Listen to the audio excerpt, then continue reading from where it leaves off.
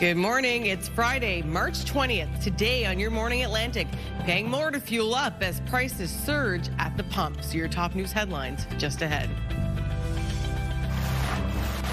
And do you have your tickets yet? Tonight at midnight is the bonus prize deadline for the QE2 Home Lottery, and I'll visit the grand prize show home.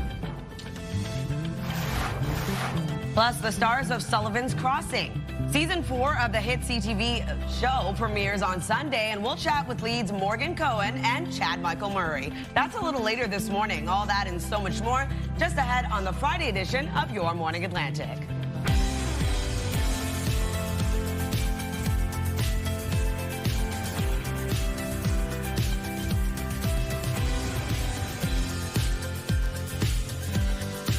Good morning. Come on in. 6:01 on this Friday, March 20th. Yes, spring arrives later today, and we've got the door wide open, a little red carpet rolled out. Yep. Petals spread on the red carpet. Right? We welcome you with warm hands. So exciting. Suzette, you're here for one more day. Yeah. We're happy to have party. you. Yeah, let's party. Yes, that is I love the energy. A garden party. And yeah, things are going well for you too. I love your beautiful baby blue outfit today. Thank you. Yes, I am very excited for the official start of spring, which is around 11 a.m. our time. Okay. Yeah, so we're starting off the morning still dealing with winter. And you know what? We're not going to see the spring-like weather that we want today. But I'm sure it's on its way. It's on its way. Yeah. And we'll have a spring brunch if it's an 11 o'clock arrival. Yes. This will be a bit of a brunch with mimosas. Absolutely. Okay, Why perfect. not? It's also Eid today. Oh, is it? For our Muslim is. friends, Eid Mubarak to everyone watching. Oh my gosh, yes, Eid Mubarak for sure. Yes. Okay, let's get a look at the weather. What are we facing today? It's a bit cooler starting off the day yet again this morning. Temperatures will rise though. That's the positive for today. We are going to see seasonal to above seasonal daytime highs. As of right now, as you can see over in Moncton, and quite dark starting off your day, -2 degrees in your area. So tiny bit warmer than we saw for temperatures yesterday morning.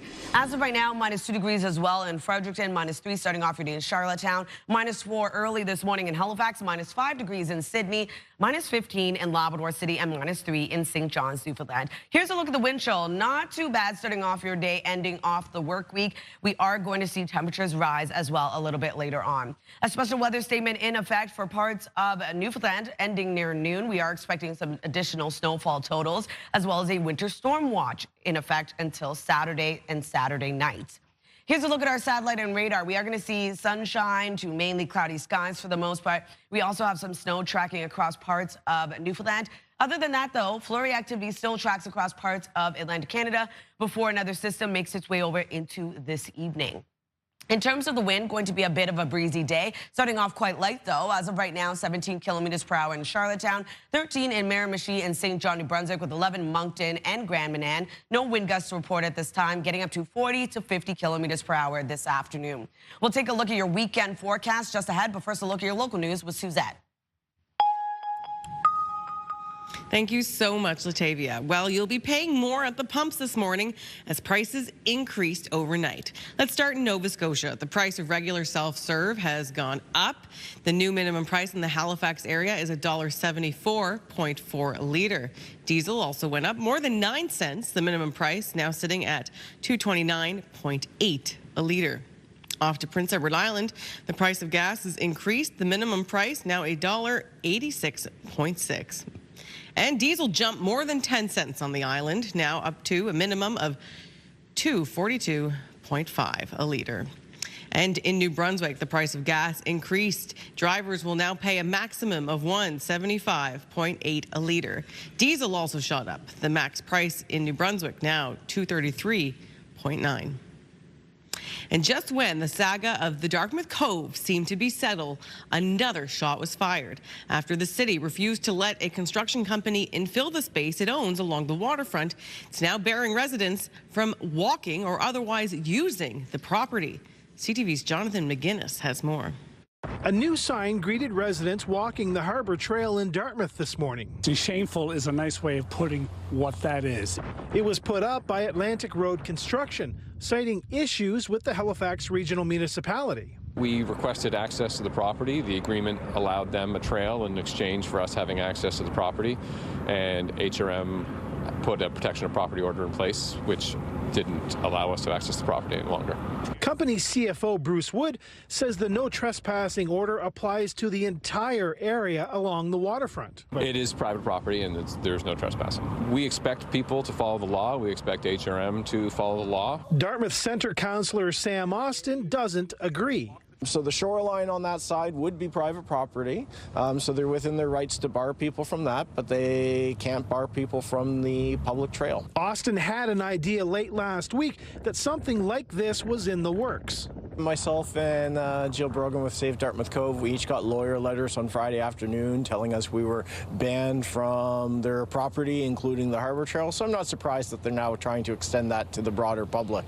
It doesn't seem the public is interested in obeying the no trespassing signs. It's a disrespect to this community. It's a disrespect to Dartmouth as a whole. The company tried to block public access to Dartmouth Cove back in August of 2024. They put up concrete barriers to keep people out.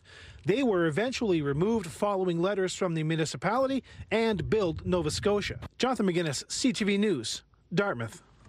Thank you, Jonathan. A well-known musician from Moncton is still recovering in hospital after a brutal assault last weekend. John McLaren was attacked late Saturday night after a performance at a local brewery. His wife says he suffered a brain injury, but can communicate and is slowly improving. Makes you, think about how, how quickly life can change. And you have to, be grateful for every day you have and, be like I never take for granted the times that you have with your loved ones. Police charged a man with aggravated assault in the case earlier this week. An online fundraiser for McLaren has collected around $30,000 in just a few days. Finally, a major transformation is in the works for the massive parking lot around Micmac Mall in Dartmouth. Plans for 7 residential towers up to 40 stories supporting 2,800 housing units were before city councillors last week. The tallest buildings will be near the highway.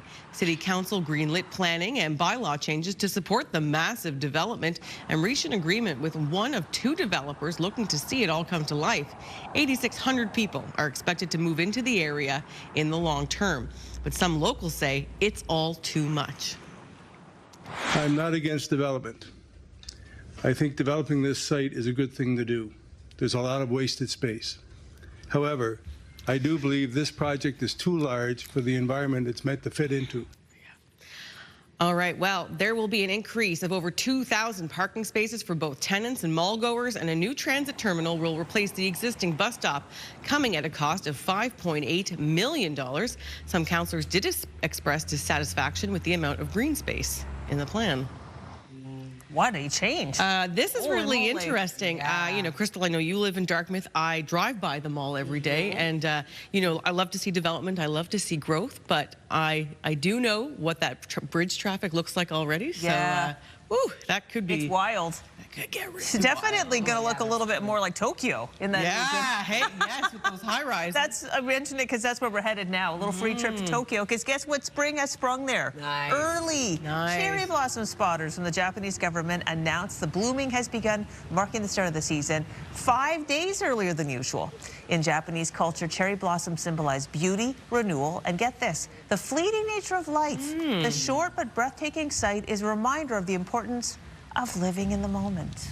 It's beautiful. Isn't that beautiful? Gorgeous. It's so nice. And it's nice when we get those cherry blossoms in Dartmouth, too. Yes, they usually bloom end of May. Yeah. We'll see how the time is. I love coming and take pictures and looking. Right? Yep, that's along Park Avenue in Dartmouth. Yeah, it's a popular spot for photo taking. It's so nice to see that in Japan right now. It does breathe new life, and spring is about breathing new life, right? Absolutely. So Tokyo now, and then very soon Washington, end of March. Okay. Yeah.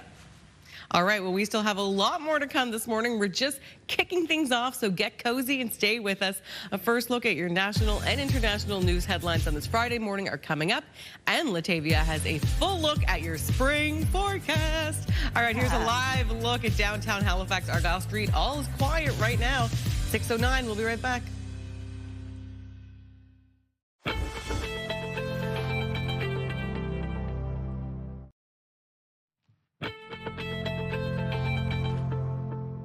Good morning, Atlantic Canada, and happy Friday. The time now is 6:12. We're taking a live look at Brookvale.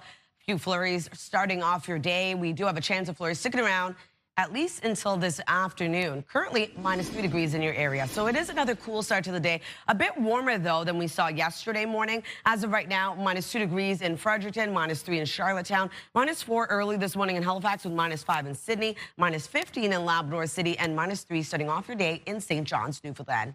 A special weather statement ending near noon for parts of the eastern Avalon Peninsula, including St. John's. We are going to see an additional snowfall at around 8 to 12 centimeters. We also have a winter storm watch in effect for Saturday for the Channel, Port aux Basques and vicinity, and we are looking at up to 25 centimeters of accumulation. Wind gusts could get up to 80. Other than that, though, for today's forecast, we are going to see temperatures rise, either remain seasonal or above seasonal for our daytime highs. We do have snow tracking across parts of Newfoundland early on. Some bit of flurry activity for parts of Labrador and into the Maritime region, also starting off the day with a bit of flurry activity. Now, into the afternoon, we could see a bit of clearing, leaving mainly cloudy skies to a mix of sun and cloud. But other than that, though, we are going to see a chance of showers and or flurries into the mid to late afternoon, transitioning over to snow and or rain into this evening. So yes, we do have another messy mix headed our way, but it's going to be quite light in terms of accumulation. If you're wondering about snowfall, going to remain at least around 1 to 5 centimeters of additional snowfall for parts of all 3 maritime provinces, heaviest being into Truro at around 5 to 10 centimeters. And then for Labrador, 1 to 5 centimeters as well. And same thing for Newfoundland. In terms of our rainfall outlook, we are going to see accumulation from this system as well, looking at around 2 to 20 millimeters for southern New Brunswick, around 5 to 20 for parts of southern Nova Scotia. And then for Newfoundland and Labrador, not going to see any accumulation. Here's a look at our forecast today for New Brunswick. A chance of flurry starts off the day, clears into the afternoon, leaving some sunny breaks. Snow and or rain moves in this evening. Daytime highs will range from 1 to 6 degrees today. Prince Edward Island, highs between 1 to 3 degrees. Flurries start off the day, will transition over to snow and wind gusts getting up to 40 kilometers per hour. Cape Breton, eastern Nova Scotia, mainly cloudy day ahead. We do have a bit of flurry activity expected into the late afternoon, carrying into the evening. Daytime highs between 1 to 5 degrees today. And then for the rest of Nova Scotia, daytime highs warming up to around 3 to 6 degrees. Mainly cloudy skies today. We do have a chance of showers into the Tri-County area. And then we're looking at rain and or snow moving in this evening. For Labrador City, a high of -7 degrees today. Flurries expected throughout your day. 0 into St. John's, Newfoundland. Snow will transition over to flurries into the late afternoon and evening. Saturday's forecast, temperatures start to cool back down below seasonal for our daytime highs. We do still have that snow and or rain for much of the day for the Maritime region. Snow remains for parts of Newfoundland and Labrador. Saturday night, we start to see the system break down for New Brunswick. Parts of Nova Scotia will continue to move out into Sunday's forecast, where we are going to see a bit of sunshine return for parts of the region. Another cooler day ahead, but we have another system moving in Sunday night, bringing snow back around. That's a look at your weather forecast. We'll throw things over to Suzette. Thank you so much, Latavia. We just can't get rid of that snow, eh? I know the spring weather will come. All right, to your international headlines now. U.S. President Donald Trump is insisting the war in Iran will be over soon. He commented on the timeline during a meeting with Japan's new prime minister in Washington. CTV's Joy Malvin was there. It's an honor to have you. Thank you very much. Japan's new prime minister walking a fine line with this president, the pacifist nation condemning Iran and its pursuit of a nuclear weapon. Only you, Donald, who can achieve peace across the world. But like other allies, reluctant to jump into the president's war, offering economic support instead of warships. Trump is still bitter with NATO nations who rejected his initial call for military support to secure the Strait of Hormuz, a critical oil supply route blocked by Iran. I expect Japan to step up because, we have that kind of relationship. I'm not surprised that they would step up. We don't need much. We don't need anything. And with more attacks on oil and gas facilities in the Middle East, rattling energy markets, and fast becoming a global crisis, the Trump administration says it plans to remove U.S. sanctions on Iranian oil stranded on ships. Trump was pressed, though, on why he didn't inform allies first before going to war. We didn't tell anybody about it because we wanted surprise. Who knows better about surprise than Japan? Okay? Why didn't you tell me about Pearl Harbor? Okay? The president facing political pushback as the price tag mounts, and the Pentagon now asking for another $200 billion to fund this war. As far as $200 billion, I think that number could move, obviously. It takes money to kill bad guys. And that's raising eyebrows in Congress. How long is this going on? Are there going to be boots on the ground? How much is this going to cost? And the answer on most of this is, I don't know. The president claims the war in Iran will be over soon, telling reporters he has no plans to deploy U.S. ground troops at this time. And in Iran, millions are marking the start of the Persian New Year festival under the shadow of war. Violent attacks continue in the Middle East, and now Canada and 6 other countries are saying they are ready to pitch in to secure the Strait of Hormuz to help make sure the waterway is safe for transporting oil. The statement has been signed by the leaders of Canada, the UK, France, Germany, Italy, the Netherlands, and Japan.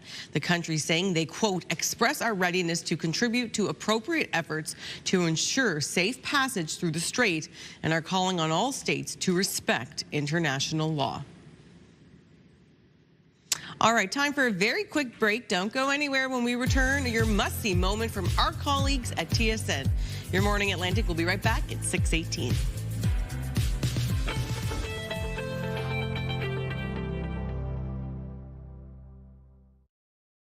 Move Mornings with Aaron and Peter. Weekday mornings on Move 100. The most fun in the morning. And home of the $1,000 minute. Only on Move 100 Halifax.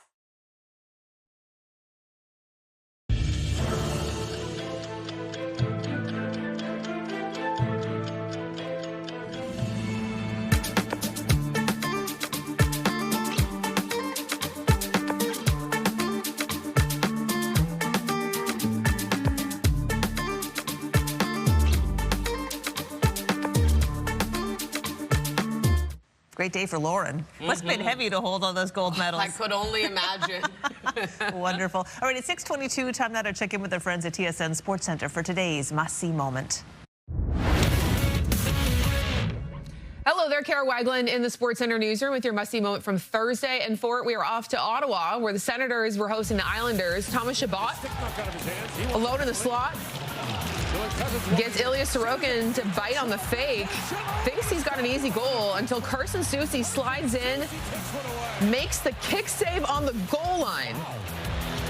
My goodness, an amazing play by the defender to deny a sure goal lands him the must-see moment. And coming up today on TSN, the first round of March Madness continues.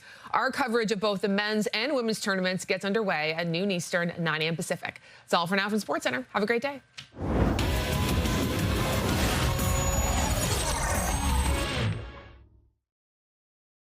This TSN must-see moment brought to you by J.R. Rahe's Furniture and Appliances. All right, now here's your chance to win this month's Kent Big Bucket giveaway. It's pretty easy if you like the sounds of $500 gift card for Kent Lighting Department. Head over to ctvatlantic.ca to enter. We'll announce the winner on Friday, March 27th. Good luck. Good luck to you. All right, now we're going to take a look at our 3-day forecast as we head into the weekend for New Brunswick for the first official day of spring. 5 degrees, so above seasonal for your daytime high. Looking at a bit of flurry activity transitioning over to steady snow and or rain. Saturday, looking at some mixed precipitation with a high of 3 degrees, cooling down to -1 on Sunday, and flurries continue throughout the day. For Nova Scotia, a high of 4 degrees today, mainly cloudy skies. We do have a bit of flurry and or shower activity for the province, and then evening rain and or snow. On Saturday, looking at a high of 3 degrees, we do have rain and or snow continuing across the province. And then on Sunday, cooling down to 2 degrees, a mix of sun and cloud for parts of the province, flurries for the remainder. For Prince Edward Island, the first official day of spring, we are going to see some isolated flurries throughout the day. Could see a bit of sunshine into the mid to the late afternoon. Transitions over to snow into the evening. 2 degrees on Saturday, so rain mixed with snow expected across the island. Then on Sunday, -2 degrees, cloudy skies, evening flurries, cooling down to -5.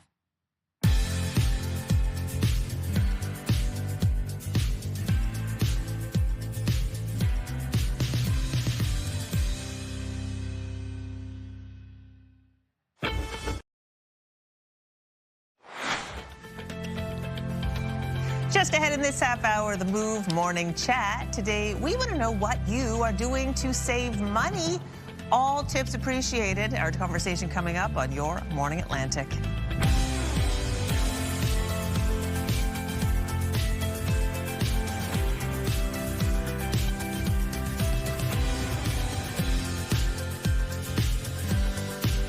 Good morning, everyone, and happy spring. We're a few hours away. Right? We're all dressed for it. We're all excited about spring. Oh my goodness, it feels good. You know, It like does. we're out of the woods, you know? Yes, winter is going to be over at around 11, to be precise, 11:46 a.m. is the first official start of spring. But yes, we are excited for those warmer temperatures, grass to turn green, flowers to bud. The green grass, maybe not yet, but I've seen little bits of the green plants coming up. Yes, right? I saw a dandelion yesterday. Hey, that's good news. Yeah, I'll take it, honestly. And indoor planting is starting. My husband started yesterday planting his green peppers because we have, you know, some of the vegetables that go out earlier, you start planting them indoors earlier. I really don't know anything about this. It's all him. But he was in his garage starting to get everything ready. So that's a great sign of spring, too. It really is, honestly. Do either of you like gardening? Do you plant much indoors or outdoors? I have a lot of plants in my house that I take care of. Do I do it well? I will tell you the truth. A lot of people love gardening. They find it relaxing, this and that. I grew up on a farm. Yeah, okay. I had to garden hard as a you kid. don't want to anymore? No, I do not like gardening. fair. I want to go to the market or the grocery store and just pick up some nice clean produce that I didn't have to like bend over and like as a kid, literally every March break picking up rocks out of the field. When we planted the strawberry plants, it was my job. We'd get an old pair of scissors, and we're talking acres and acres, bent over, snipping the blossoms off the first blossoms to get the plants hardier so they could bear more berries. Imagine being like an 11-year-old, 12-year-old kid with like an aching back at the end of the day. Oh my God. Farm life is It was hard work. hard. It teaches such character. It does, I believe it. absolutely. Yeah, like When this you say job feels like strawberry farm, I'm like, bliss. it is. But there's a lot of work. It is bliss too. But you have to do the work We as have to do the work. So I'll show you a couple of fun things. First of all you can eat strawberries. Delightful. Okay. Strawberries are good. But also we'd had a U-pick. So we had a lot of people come to our house, like to the farm, and you got to meet a lot of interesting people. See, that's fun. Oh, that's cool. That was, we got to hang out with kids from the city, you know, because I lived in the country. Like, it was a good time. So there were perks to it. But absolutely. Your question about gardening is, I just feel like I got enough of that growing up that I don't need to garden now. That's fair. That makes sense. Yeah. I like indoor gardening where I don't have to touch any insects. Yeah. I'm like you, Latavia. Even though we're in the country, I do not want to garden. It's like my husband's passion project. Yeah. It's relaxing for him after work. It's perfect. You do it, I will enjoy. Exactly. the vegetables. Reap the benefits. Yeah. But I will be cleaning up the gardens and such, like around my house, when the weather gets a little bit nicer. Nice. Yes, the ground is still quite frozen. We are going to see that cleanup start to take place, especially when temperatures begin to warm up. So today it's starting off a bit cooler in Yarmouth, -2 degrees, but Thursday morning was much colder, so we are going to see warmer air move back in across the region, looking at seasonal daytime highs and or above seasonal. So we are going to see temperatures warm up for today. As of right now, though, -2 degrees in Fredericton, -3 in Charlottetown, -5 in Sydney, -4 starting off your day in Halifax, -15 in Labrador City, and -3 into St. John's, Newfoundland. So here's a look at that wind chill. Not too bad, but it is still feeling a bit cool for many areas, colder into parts of Newfoundland and Labrador. Here's a look at that special weather statement currently in effect for parts of Newfoundland. This will end near noon, still expecting some additional snowfall. We also have a winter storm watch for Channel Port aux Basques and vicinity for Saturday until Saturday night. Here's a look at our satellite and radar. We will be seeing pockets of sunshine, but for the most part, mainly cloudy skies today. We do have snow for parts of Newfoundland, Labrador, and parts of the Maritime region, looking at a bit of flurry activity before another system makes its way over into this evening. In terms of the wind for the Maritime region, starting off quite light, will continue to pick up into the afternoon. As of right now, 15 kilometers per hour into Charlottetown, 13 in St. John, New Brunswick, and in Lunenburg, 11 into North Cape and Halifax. No wind gusts to report. We'll take another look at your weekend forecast just ahead. But first, a look at your local news with Suzette. Thank you so much, Latavia. Well, you'll be paying more at the pumps this morning as prices increased overnight. Let's start in Nova Scotia, where the price of regular self-serve in the Halifax area has climbed. The new minimum price now 174.4 cents per litre. Diesel also went up more than 9 cents. The minimum price now sitting at $229.8 a litre. And on Prince Edward Island, the price of gas has increased. The minimum price now $1.86.6 a litre. The price of diesel jumped more than 10 cents, now up to a minimum of $2.42.5 a litre. And in New Brunswick, the price of fuel also increased. Drivers will now pay a max of $1.75.8 a litre. Diesel also shot up. The max price now $2.33.9. Well, more questions about New Brunswick's budget this week. We'll see millions more spent on health care. Critics note it will also see millions more spent on servicing the province's growing debt, which will erode more services for taxpayers. Here's CTV's Nick Moore. New Brunswick taxpayers are going to pay $860 million this year just to pay interest on the provincial debt. That is $120 million more than last year. The Canadian Taxpayers Federation says this provincial budget is only pushing more problems down the road. Essentially, for the first $1,000 in taxes every New Brunswicker pays, it's just being used to service existing government debt rather than being paid, towards infrastructure, towards healthcare, or being returned to New Brunswickers in the form of tax relief. Creditors are also making note of Tuesday's budget. Morningstar, the fourth largest credit ratings agency in the world, says New Brunswick's rating will stay at A or high for now. But we will be closely watching. At this time, we do think that there is still remaining flexibility within the current credit rating, but we are also cognizant and acknowledging of the fact that there is less room available now. Today, the official opposition presented its response to the budget in the legislature, saying the Liberals have undone financial progress made under former PC Premier Blaine Higgs. Today, families are being forced to shoulder dramatically higher costs, not for better services, not for improved outcomes, but simply to pay interest to banks. Finance Minister Renee Legacy says this week's budget is laying the foundation for difficult decisions to come. Nick Moore, CTV News, St. John. Thank you so much, Nick. Well, one of Halifax's best-known tourism operators has a new owner.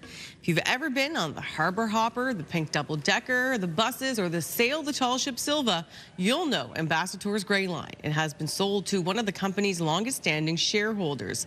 The Harbor Hopper's 3 passenger vessels and sightseeing tours are all part of the deal. Founder Dennis Campbell will stay on as an advisor.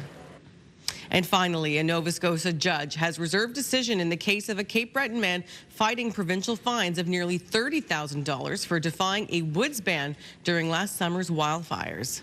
Jeff Evely argued the province overstepped its authority by imposing the ban. His lawyer says the move violated Nova Scotians' charter rights. The concept that the government provided in this case was to say that human presence itself is a proxy for fire risk. In other words, people are the problem. And that is not a rational argument. Not a rational argument in a free society. It's certainly not rational in Nova Scotia, where Nova Scotians are some of the kindest and most rule-following Canadians you're going to meet. The province argued the ban was perfectly reasonable given the extreme fire risk and the fact it was a temporary measure. No word on when the decision will come down. Certainly a lot of people keeping a close eye on this one. Yeah. A big talk about peace. Definitely, Suzanne. Well, thank you for that look at the news to 6:36. No worries. All right, here's an interesting health nugget. A new study shows that children who limit screen time have better well-being outcomes than children who don't. Probably not surprising news, but the Canadian Pediatric Society observed a cohort of children in the years 2019 and again in 2023. 44% of the kids who followed the Society's guidelines for how much time they spent in front of digital devices, 12% did not. So children who followed the guidelines in both years came out on top in a number of physical and mental health categories. So this is the interesting part. The Society says the limits vary by age as far as time goes, but it's the quality of screen time that seems to matter the most. Interesting. Yeah. It's like what we were saying yesterday on the Move Morning Chat, bringing back old things, like spending time outside. Yeah. Right? you know, that's so important. And I think really important for young minds too, and even for us and every generation. Yeah. Yeah. I think we're aware of how much time we all spend on these apps and social media and on our phones. But then seeing footage like that feels so alarming because I'm like, that's what we spend our time doing. Yeah. For the most part.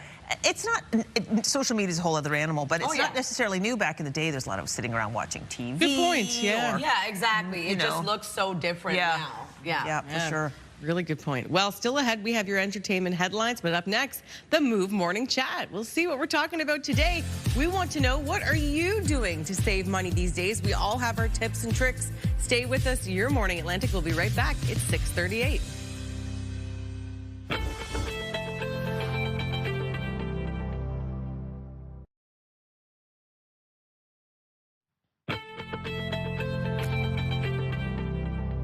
Good morning, Atlantic, Canada. Happy Friday. The time now is 6:41. We're taking a live look at Bedeck, starting off at -4 degrees, so a bit cool starting off your day. And we are expecting mainly cloudy skies to be sticking around today. Not too bad starting off the day in terms of our current temperatures. It is warmer than yesterday. We are going to see that temperatures begin to rise into the afternoon for our daytime highs. As of right now, -3 degrees in Fredericton and in Charlottetown, -4 in Halifax, -5 in Sydney, -3 into St. John's, Newfoundland. A special weather statement currently in effect for the eastern Avalon Peninsula, including St. John's, Newfoundland. This will be ending near noon. We are expecting around 8 to 12 centimeters of accumulation. We also have a winter storm watch for the Channel Port Basque and vicinity area. This is for Saturday until Saturday night. Looking at additional snowfall between 15 to 25 centimeters. Wind gusts will pick up around 60 to 80 kilometers per hour. Here's a look at our forecast timeline. For the most part, we are going to see mainly cloudy skies across the region. We do have a bit of some sunny breaks into the afternoon, but starting off with some active weather early in the morning. So for Newfoundland, we are looking at periods of snow starting off the day for parts of Labrador and as well as into parts of the Maritime region. A bit of flurry activity starts off the day. Into the afternoon, we will be seeing a chance of flurries and or showers for parts of all 3 Maritime provinces. And then into tonight, temperatures cool back down, and we are going to see snow and or rain take over the Maritime region.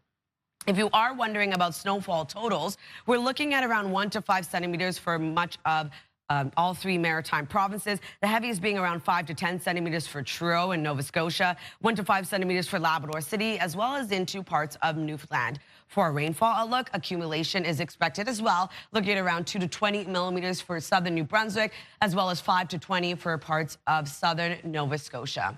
Newfoundland and Labrador not seeing any accumulation. So here's a look at our forecast today for New Brunswick. Flurries start off the day, transitions over to a mix of sun and cloud, but snow arrives into the evening. Daytime highs warming up above seasonal for parts of the province, ranging from 1 to 6 degrees today. Over to Prince Edward Island, highs between 1 to 3 degrees. We do have a bit of flurry activity expected throughout your day today. Transitions over to steadier snow into the evening. Wind out of the south, 20 gusting to 40 kilometers per hour. And then for Cape Breton, eastern Nova Scotia, highs will range from 1 to 5 degrees today, mainly cloudy skies. We do have a bit of flurry activity for parts of eastern Nova Scotia, and into the evening, flurries will continue for this part of the province. For the rest of Nova Scotia, daytime highs between 3 to 6 degrees, being the warmest into Middleton and Kentville. We are going to see mainly cloudy skies, showers expected into the Tri-County area, transitioning over to rain and or snow for this part of Nova Scotia.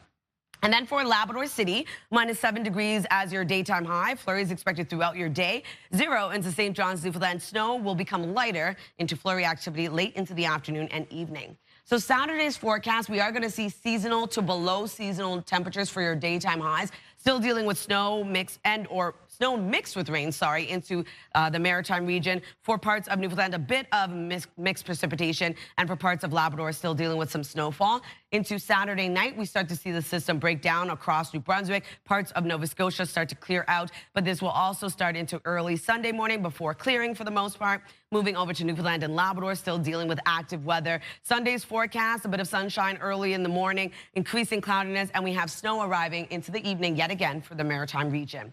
So that's a look at your weather forecast. We'll throw things over to the Move Morning Chat.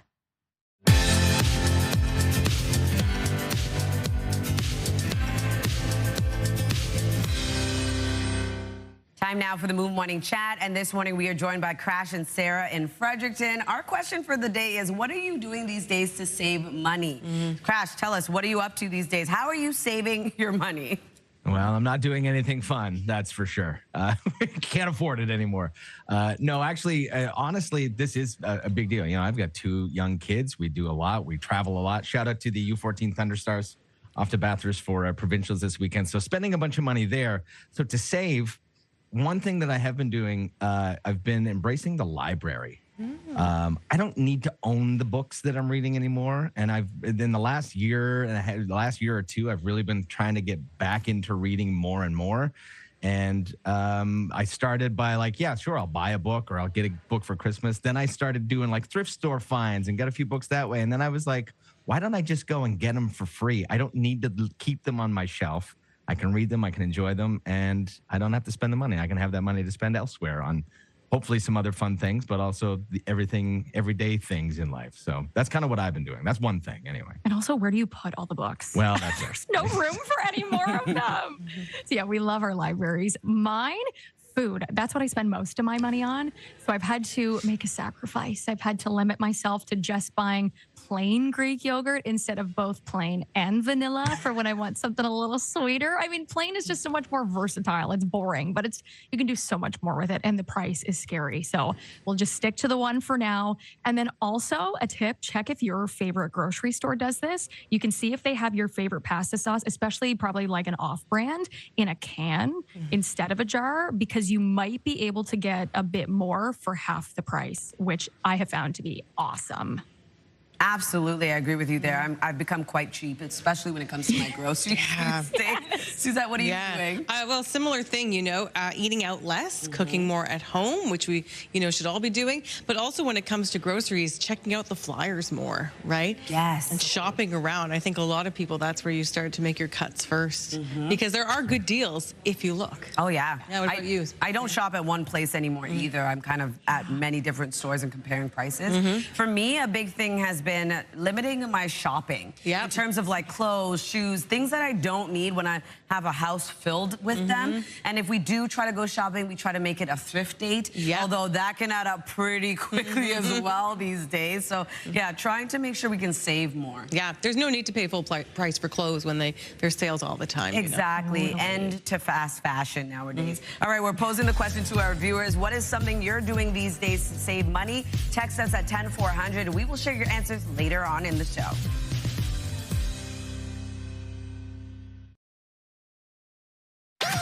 The #1 morning show in Halifax. Turk, Megan, and Amateur Alex. And home to the biggest artists.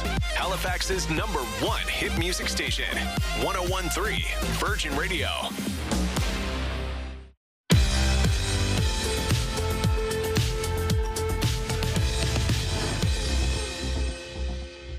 Welcome back. The time now is 6:51. It's time now for your entertainment headlines. For that, we turn our attention over to Hollywood.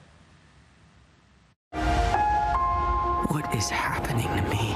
On Thursday, the trailer for Spider-Man Brand New Day swung onto the interwebs and into the history books. It's now officially the biggest trailer of all time. It racked up more than 718 million views in its first 24 hours and only took the trailer 8 hours to blow past the views of the previous record holder, Deadpool vs. Wolverine. Spider-Man Brand New Day arrives in theaters July 31st. Marvel is owned by Disney, the parent company of ABC News. ABC has pulled The Bachelorette 3 days before it was set to premiere with star Taylor Frankie Paul. In a statement, Disney Entertainment Television said, in part, "We have made the decision not to move forward with the new season at this time, and our focus is supporting the family." Kristen Stewart will make her TV acting debut portraying a real-life hero, astronaut and physicist Sally Ride, who in 1983 became the first American woman to fly to space. The series, called The Challenger, will stream on Prime Video. And Oscar-winning director and actor Spike Lee is 69 today. And that's what's happening in Hollywood. Jacqueline Lee, ABC News. All right, before we get to our next story, I am very invested in today's Move Morning Chat, taking down tips. We're asking, how do people save money these days? So Crystal, we want to ask you, how are you doing that? I'm on a real saving money kick. Like 2026 is the year of sort of like being financially responsible for me. And one thing that's really made a huge difference is using up what we already have. It's amazing. It's not very fun. Like, I've got the same lipstick and I have a little brush and it has lasted like a year. Yeah. To get down to the thing. It's almost time for me to buy another one. But like, it's amazing how much stuff you have that you're not actually using. Oh, yeah. That's actually a really good tip and trick to do because, like you said, I have so many things that are lying around that are like used, but could still be used. So like a moisturizer, I'll cut the thing open, or like if it's a cuttable package, and I'll put it in a Ziploc bag, you know, so it doesn't dry out overnight, and keep using it till it's gone. It's actually saved a lot. Yeah, of I can money. imagine. I'm going to try to do that at home, Patience, patience, though. Absolutely. All right, we're going to switch gears now and talk about this story. So children are getting the chance to explore the Gaelic arts. A unique March break camp is taking place this week in Cape Breton. CTV's Ryan McDonald reports that they're keeping the Gaelic culture alive, one lesson at a time. It's a March break camp, unlike many others. Is Misha Ian Gemakbek, Hamia Shock Blina Jiag. 17-year-old Ian Krill just introduced himself in Gaelic, but he's not here at the Gaelic College's annual March break camp just to learn the language. He's majoring in fiddle here at the school in St. Anne's Bay. In fact, he moved to Nova Scotia from Calgary about 5 years ago, largely to study Celtic music.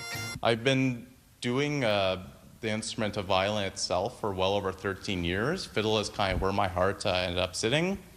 And the culture that ensued around that was, honestly, it's who I'm becoming. So they can work on their fiddle or their step dance or Highland dance or bagpipes or piano or guitar or piping. A little something for everyone, a good thing given there are roughly 100 kids here for the week-long camp. Some are from off-island, a few others from out of province. And while they're mostly here to have fun, it's also about keeping the culture alive through the next generation. Kamarahaho. And what does that mean? How are you? I got it. The proposed cuts in the arts and culture sector in the Nova Scotia budget are not lost on the people here either. It's the intrinsic value that you can't put a price on as well. So we know it full well, the value of the arts and culture here, and we're big supporters of that. Some of the older students are already thinking about how they might be able to come back and give back as grown-ups. I would hope that someday I might come back as an instructor or even a part-time employee. A camp with some culture. The final tunes play out on Thursday. Ryan McDonald, CTV News, St. Anne's Bay, Nova Scotia. Thank you so much, Ryan. All right, let's take a look at what's happening now in the news. Price at the pumps. Yes, as we know, the price has soared for fuel across the region. More on that. Budget talk. More questions about New Brunswick's budget by many, and trail trouble. Start with Cove dispute appears headed for court. Stay with us. Those details and more coming up in your local news headlines. But first, Latavia's 3-day forecast. Latavia? Thanks, Suzette. Starting off in New Brunswick, a daytime high of 5 degrees today. We do have a bit of flurry activity for parts of the province early on. Snow and or rain moves in into the evening. On Saturday, cooling down to 3 degrees. We do have rain mixed with snow across the province. And then on Sunday, really cooling down, -1 with flurries across the province. For Nova Scotia, a high of 4 degrees today, mainly cloudy skies. Have a bit of shower activity for the Tri-County area. Other than that, evening rain and or snow expected for the province. On Saturday, 3 degrees, rain and or snow continues. On Sunday, 2 degrees is your daytime high. Sunshine for Cape Breton. Other than that, flurry activity. For Prince Edward Island, 4 degrees today. Isolated flurries, transitions over to steady snow until the evening. On Saturday, 2 degrees, rain mixed with snow. -2 on Sunday. Cloudy skies with evening flurries.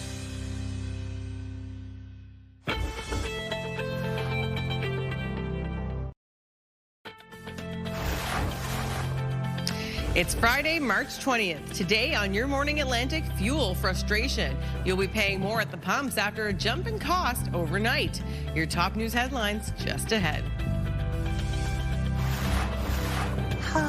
Imagine living in the lap of luxury. The QE2 Lottery Grand Prize Show Home could be yours. Join us for a tour. Spoiler alert, it's gorgeous. That's coming up on CTV Your Morning Atlantic.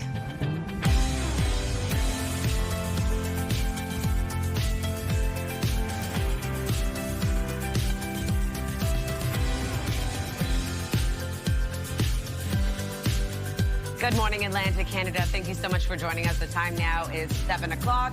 I have to admit, my gas is getting a little bit low. No. So I drove by the gas station this morning and I was like, absolutely not. What are we gonna do? I know. Remember, there used to be like kind of like a thing if you'd be at a resort, there'd be like a limbo stick, be like, how low can you go? Yeah. How low? It's like, how high can you reach? Yeah, exactly. How high can you reach? Like, there's got to be a ceiling sometime. One but would hope, because I was like, are scary now. It's terrifying, and then that's going to trickle down into all the stuff we buy because of the transportation costs. Very well, you got that right. Yeah, trains, planes, and automobiles. Yeah. Right? Literally. It wasn't this high during COVID. Oh, it was peanuts during COVID. That's what I thought. I was like, But we weren't I'm going anywhere. Going higher for some parts of the region, but not this high. Well, there is the energy crisis, of course, we're hearing about in the news. So, I mean, hopefully, for all kinds of reasons, that will get settled. But super gosh. scary, super scary. Glad I drive a Corolla right now. Right, sure. Definitely. And even then, my tank was around half yesterday when I fueled up, knowing it would go up,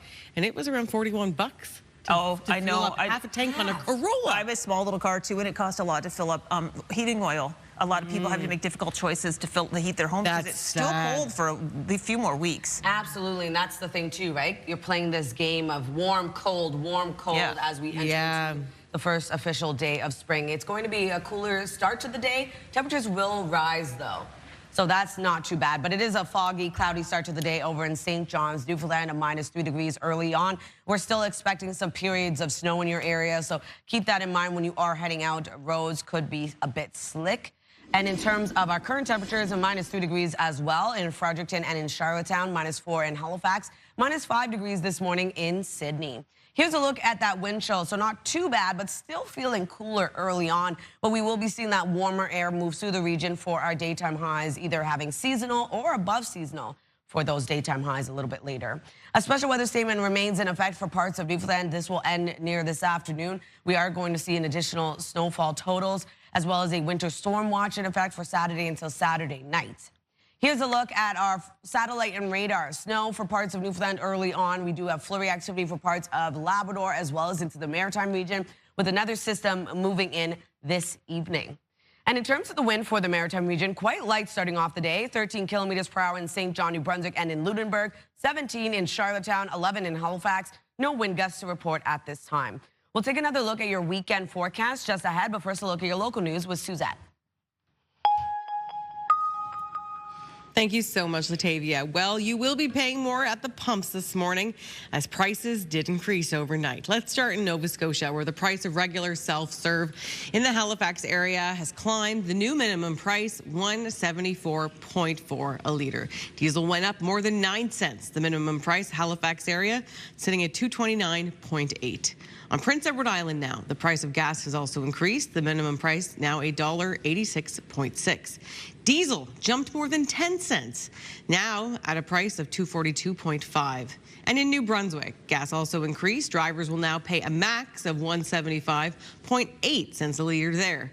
And diesel shot up, the max price $2.33.9. Well, now to a shortage you may not have known about. A lack of hygienists and assistants is taking a bite out of dental practices across Nova Scotia. As a result, dentists are working longer and doing more while the number of job openings piles up. CTV's Vanessa Wright explains. Dr. Erin Hennessy has owned this dentistry in the heart of Wolfville for nearly 20 years. But for the first time in a long time, she admits she's tired. The problem isn't the job, but a lack of help. Most dentists right now would tell you the thing that keeps them up at night is not the teeth, it's the HR, it's the staffing shortages. Her situation isn't unique. Dentistries across the country are battling staffing shortages, especially in rural communities. We just cannot seem to get even dentists, believe it or not. But assistants and hygienists, unless they live in that community, to drag them from somewhere else to relocate to a new place in a rural area has been the supreme challenge. It's so difficult. Right now in Nova Scotia, there are 35 dental offices in need of assistants and 60 in need of hygienists. The situation so dire, a dental job fair was created in hopes to bring more people to the profession. Meanwhile, Hennessy says her dental office has been forced to turn away new patients every week. It does keep you up at night because if you can't see the light at the end of the tunnel, it gets harder and harder every day to put the smile on your face and get out of bed. Tough to hear from someone who is devoted to fixing smiles every day. Vanessa Wright, CTV News, Wolfville, Nova Scotia. Thank you, Vanessa. Well, extensive damage to a home after a fire in Moncton yesterday. The blaze broke out mid-afternoon at a home on Leaside Drive. 2 people were inside but got out safely. Firefighters managed to snuff the flames within 45 minutes.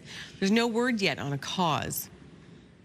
And finally, where do you draw the line when it comes to tipping? It seems like more and more places are prompting customers for extra cash. And a new survey suggests a lot of Canadians are fed up.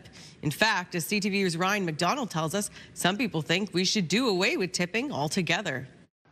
It used to mean a little something extra. Now, many feel it's become an expectation. Absolutely, because everywhere we tip now. Like, I go to Tim Hortons and I go through a drive-thru and I get 1 cup of coffee for $2. According to a new study commissioned by H&R Block, about 2/3 of Canadians, 67%, are fed up enough that they'd be fine with getting rid of tipping for good. Just because you're doing your job doesn't mean you need to be tipped for doing your job. Even for bare minimum service, they expect 18-20%. The data found that 89% of Canadians have come to resent businesses with tip prompts that they don't think are warranted. More and more businesses having tipping options, and that's where a lot of that fatigue is coming. The head of the Restaurant Association of Nova Scotia says most people still seem happy to leave a tip when dining out, adding that while prompting largely started during the pandemic to help workers out, she feels that its presence at so many places other than restaurants is causing a lot of that tip fatigue.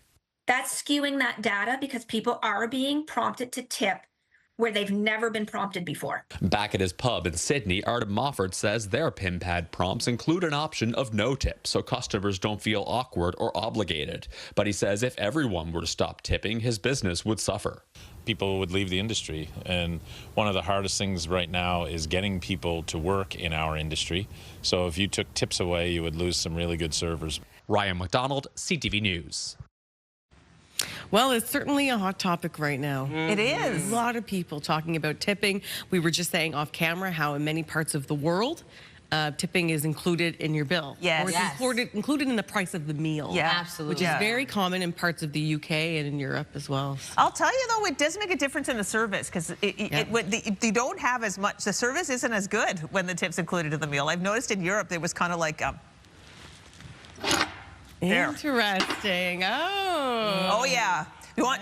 Hey, can we get some more? No one cares. You're right. You're right. It is. You're right. I have noticed that. Does it water? No. No, you cannot, because I'm busy and I don't care. Like, that was just the general. I mean, I'm obviously exaggerating, but it was interesting. Especially in the bigger city centers. Yeah. You see that. Through Europe. Oh, yeah. Like in Copenhagen. Oh, interesting. Oh, yeah. It was very expensive, but service was terrible. So interesting. Yeah. Doesn't make you happy. It does not make you happy. Great service, one of my favorite things in the world. Yeah. Okay, today is World Happiness Day, and the World Happiness Report for 2026 has been released. Once again, Finland is #1. This is the 9th year in a row for Finland in top spot. That is according to new analysis from Oxford's Wellbeing Research Center. Iceland's #2, Denmark #3. Interesting, Costa Rica, #4. Whoa. No English-speaking countries cracked the top 10. The U.S. ranks 23rd on the list, but Canada's dropped down to 25. We were 18th last year. How are we on less happy than the United States? Interesting, right? They ask people. The center says they compile the data by asking people about their subjective well-being. We have time. We're going to run a report on this a little bit deeper, but it's a lot of it has to do with social media and young people. They're feeling lonely and dragged down by social media. Fascinating. Yeah, I will have that full report, I think, coming up right after the break. Beautiful. Too. And it's interesting to take a deeper dive into it. Absolutely, yeah. All right, and still to come after the break, as we mentioned, national, international headlines, and Latavia's forecast, the full day of spring coming up and into the weekend. And the weather's not going to feel a whole lot like spring this weekend, eh?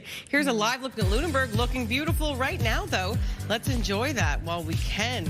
Goodness, that is a great shot. Picture, postcard, perfect.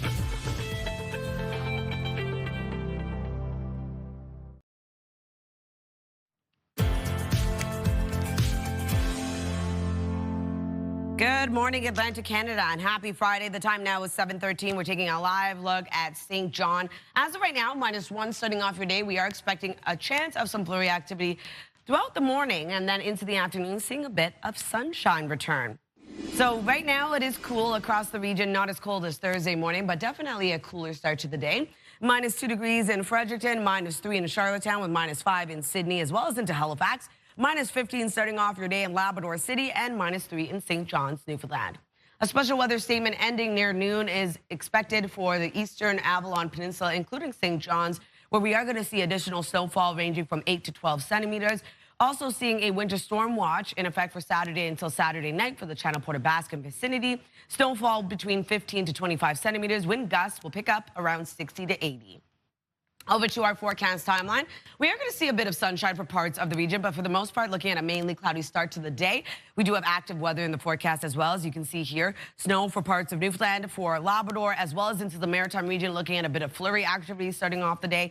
Into the afternoon, we see a bit of a shift for the Maritime region as temperatures begin to warm up, looking at seasonal to above seasonal daytime highs for the Maritime region, and looking at flurries and or showers for parts of all three Maritime provinces. Flurries continue for parts of Labrador, and snow starts to clear out for Newfoundland. Now into this evening, temperatures cool back down. We are going to see snow and or rain move in. Snow mixed with rain expected into our forecast for much of the day on Saturday.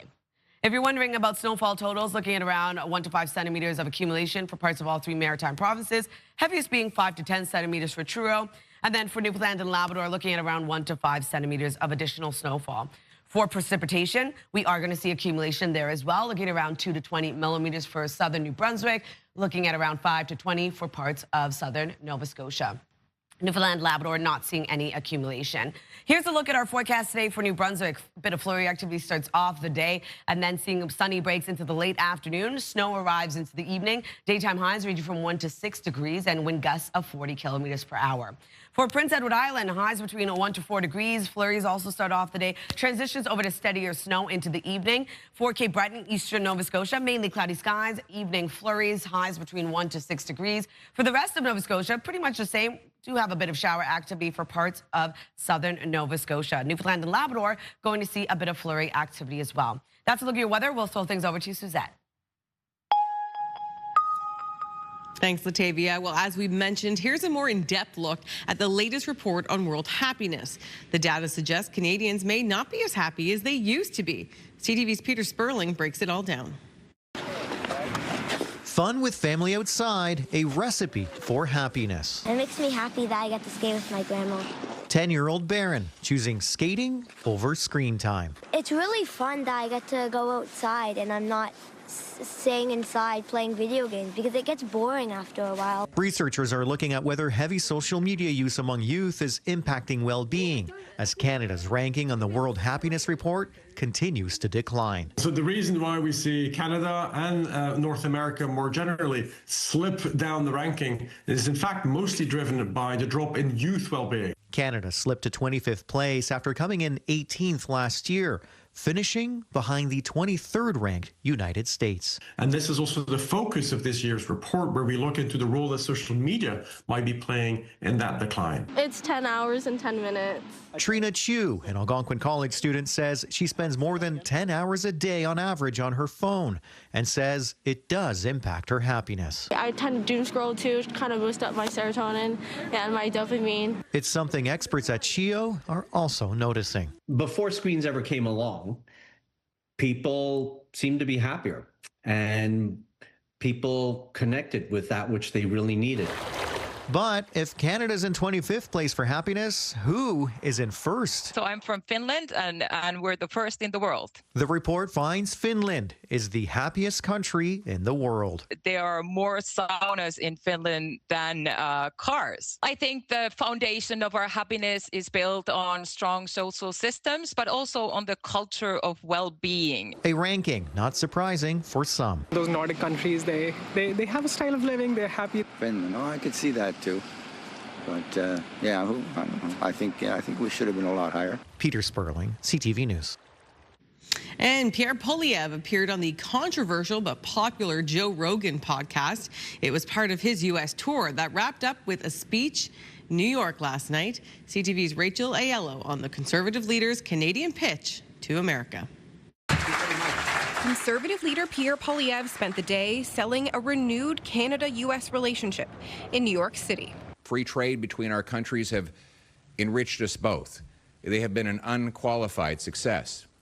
Yet, Paradoxically, ironically, here we are today, clashing with tariffs, harsh words, boycotts, and other disputes. We need a road to repair the relationship. Before bringing his patriotic pitch to the Big Apple, Poilievre was in Austin, Texas, where he sat down with popular but divisive podcast host Joe Rogan. So there's a narrative in America, and the narrative is that you were about to win and your party was about to win, but then Trump came along and said that he was going to turn Canada into the 51st state, and everybody went crazy. Is that accurate? I wouldn't say they went crazy. So we're never going to be the 51st state.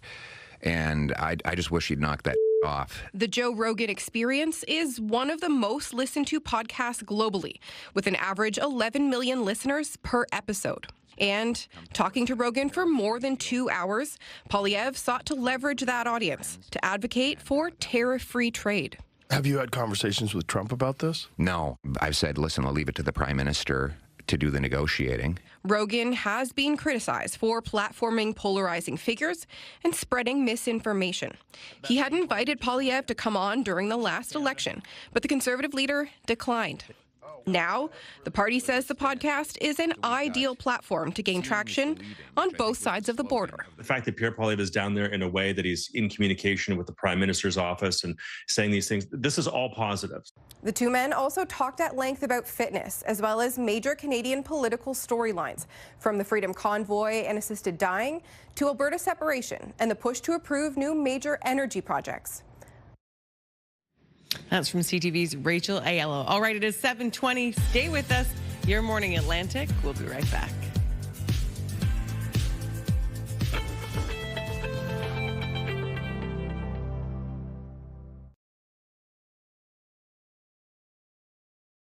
Spring is in the air here in Fall River. We're in the gorgeous QE2 Home Lottery $1.6 million grand prize show home. I'm joined by designer Ashley DeLarge. And Ashley, the space is splendid. You've outdone yourself. Thank you so much. It was a pleasure to do. Well, what a fun project. First of all, the proceeds are the money is going to transform healthcare in Nova Scotia. It must have been rewarding to work on a project like that. Absolutely. It's obviously incredible to work on a house of this caliber, but to know that it's obviously for charity and going towards a great cause is the best part. Oh my gosh, what was your inspiration for the decor? I love it. Thank you. Yeah, I would say we really wanted to create a cozy space. So you'll see lots of warm woods that was tied in from the outside.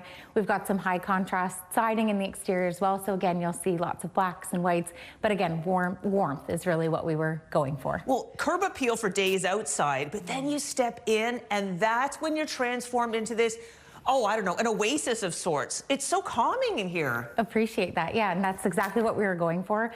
The big feature of this space is the main living room, so you'll see the 18-foot ceilings, and then the whole ceiling is paneled with again, that warm wood and full wall of windows, so lots of natural light. You can feel it. It's wonderful. The kitchen, I can't wait to have a party in this space. Exactly. You've got a 10-foot island with decked-in countertops, so it's a perfect spot for hosting.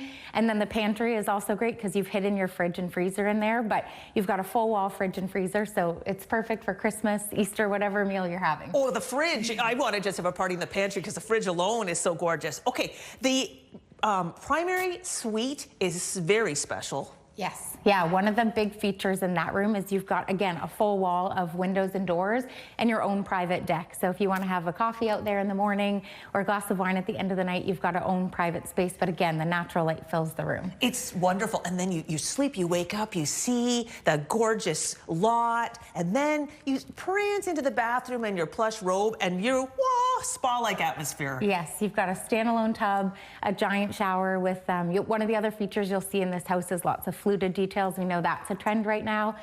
So the shower's got a full wall of fluted tile and a giant vanity as well, double sink. So it's a perfect space to wake up to. And all of the finishings are just so elegant and lush and rich. You've done a great job. Thank you for this tour of this level. Yes. Now we're going to go next up and see another whole level of this home filled with surprises. But if you want to get a ticket to this home, today's the day. Buy your tickets before midnight tonight to be in to win the BMW convertible bonus prize or $100,000 cash. Visit QE2HomeLottery.com. All I want to know is, when do I move in? All right, switching things up, talking about the 3-day forecast, starting off in New Brunswick for the first official day of spring. A daytime high of 5 degrees today. A bit of flurry activity will transition over to steady rain and or snow. On Saturday, 3 degrees with mixed precipitation. Flurries on Sunday with a high of -1. For Nova Scotia, 4 degrees today, mainly cloudy skies. We do have a bit of shower activity expected for the Tri-County area. And then into the evening, rain and or snow across the province. On Saturday, 3 degrees. Mixed precipitation continues. On Sunday, 2 degrees is your daytime high. A mix of sun and cloud for Cape Breton. Flurries for the remainder of the province. Prince Edward Island, 4 degrees today. Isolated flurries expected, transitioning over to snow into the evening. Rain mixed with snow on Saturday with a high of 2. Cooling down to -2 degrees on Sunday. Cloudy skies with evening flurries.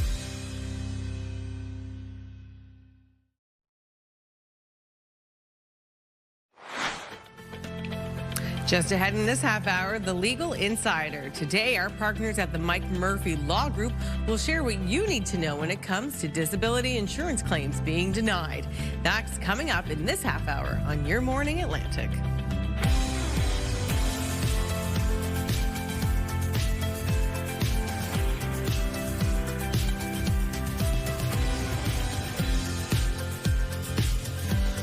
Welcome back. Halfway through the show, so glad you can join us on this Friday, first day of spring. Well, eventually it'll be. The TV's going to have those details in a sec.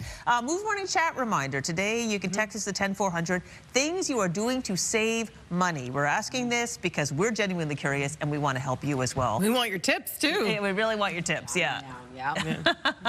Latavia, how's spring shaping up today when it hits? You know what? Okay, the positive is the temperatures are warming up today. Not as warm as we saw before, those double digits, but still going to be above seasonal for parts of the region. But we do have some active weather tracking across Atlantic Canada. Here's a live look at Halls Harbor. As of right now, -4 degrees starting off your day. A cloudier day ahead. For the most part, looking at some mainly cloudy skies across the region today. As of right now, -2 degrees in Fredericton, -3 in Charlottetown, -5 in Sydney and Halifax, -15 in Labrador City, and -3 in St. John's, Newfoundland. Still seeing the wind chill factor in early on. Temperatures, though, will rise into the afternoon, as I mentioned, either seasonal or above seasonal. A special weather statement will be ending this afternoon for parts of Newfoundland, still expecting some additional snowfall totals, as well as a winter storm watch for Saturday into Saturday night. Here's a look at our satellite and radar. As I mentioned, periods of snow for parts of Newfoundland, flurry activity for parts of Labrador and into parts of the Maritime region. Into this evening, we do have another system making its way over, bringing rain and or snow. Over to the current wind for the Maritime region. As of right now, 15 kilometers per hour into Charlottetown, 13 into North Cape and Grand Manan, 11 kilometers per hour in St. John, New Brunswick. No wind gusts to report at this time. We'll take another look at your long-range forecast just ahead, but first a look at your local news with Suzette. Thank you so much, Latavia. Well, just when the saga of the Dartmouth Cove seemed to be settled, another shot was fired after the city refused to let a construction company infill the space it owns along the waterfront. It's now barring residents from walking or otherwise using the property. CTV's Jonathan McGinnis explains. A new sign greeted residents walking the Harbor Trail in Dartmouth this morning. Shameful is a nice way of putting what that is. It was put up by Atlantic Road Construction, citing issues with the Halifax Regional Municipality. We requested access to the property. The agreement allowed them a trail in exchange for us having access to the property, and HRM put a protection of property order in place, which didn't allow us to access the property any longer. Company CFO Bruce Wood says the no trespassing order applies to the entire area along the waterfront. It is private property and there's no trespassing. We expect people to follow the law. We expect HRM to follow the law. Dartmouth Centre Councillor Sam Austin doesn't agree. So the shoreline on that side would be private property, so they're within their rights to bar people from that, but they can't bar people from the public trail. Austin had an idea late last week that something like this was in the works. Myself and Jill Brogan with Save Dartmouth Cove, we each got lawyer letters on Friday afternoon telling us we were banned from their property, including the Harbor Trail, so I'm not surprised that they're now trying to extend that to the broader public.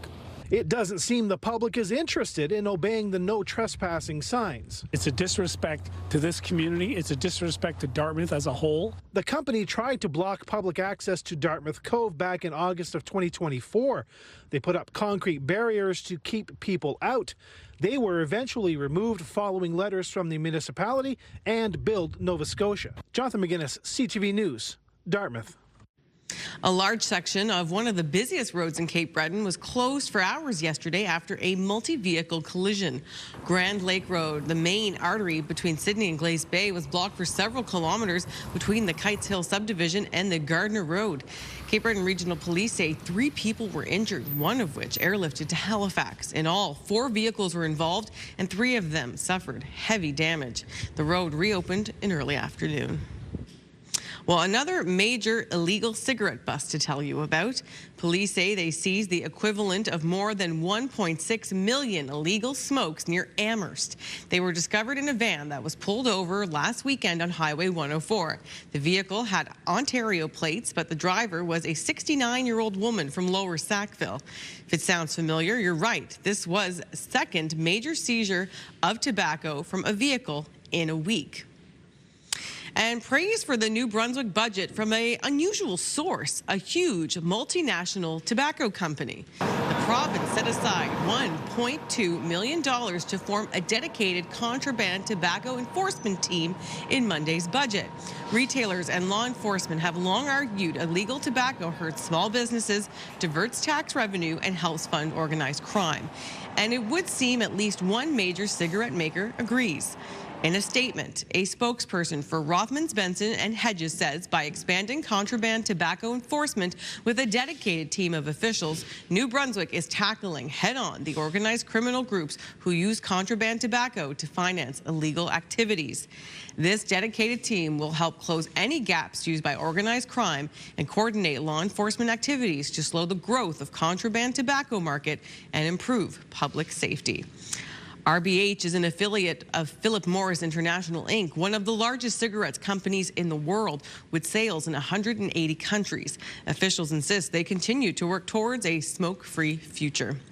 And finally, a major transformation is in the works for the massive parking lot around Micmac Mall in Dartmouth.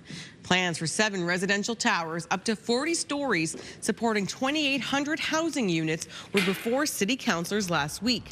The tallest buildings will be near the highway.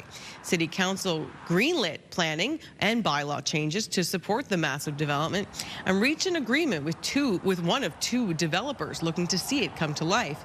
8,600 people are expected to move in the area in the long term, but some locals say it's all too much. I'm not against development. I think developing this site is a good thing to do. There's a lot of wasted space. However, I do believe this project is too large for the environment it's meant to fit into.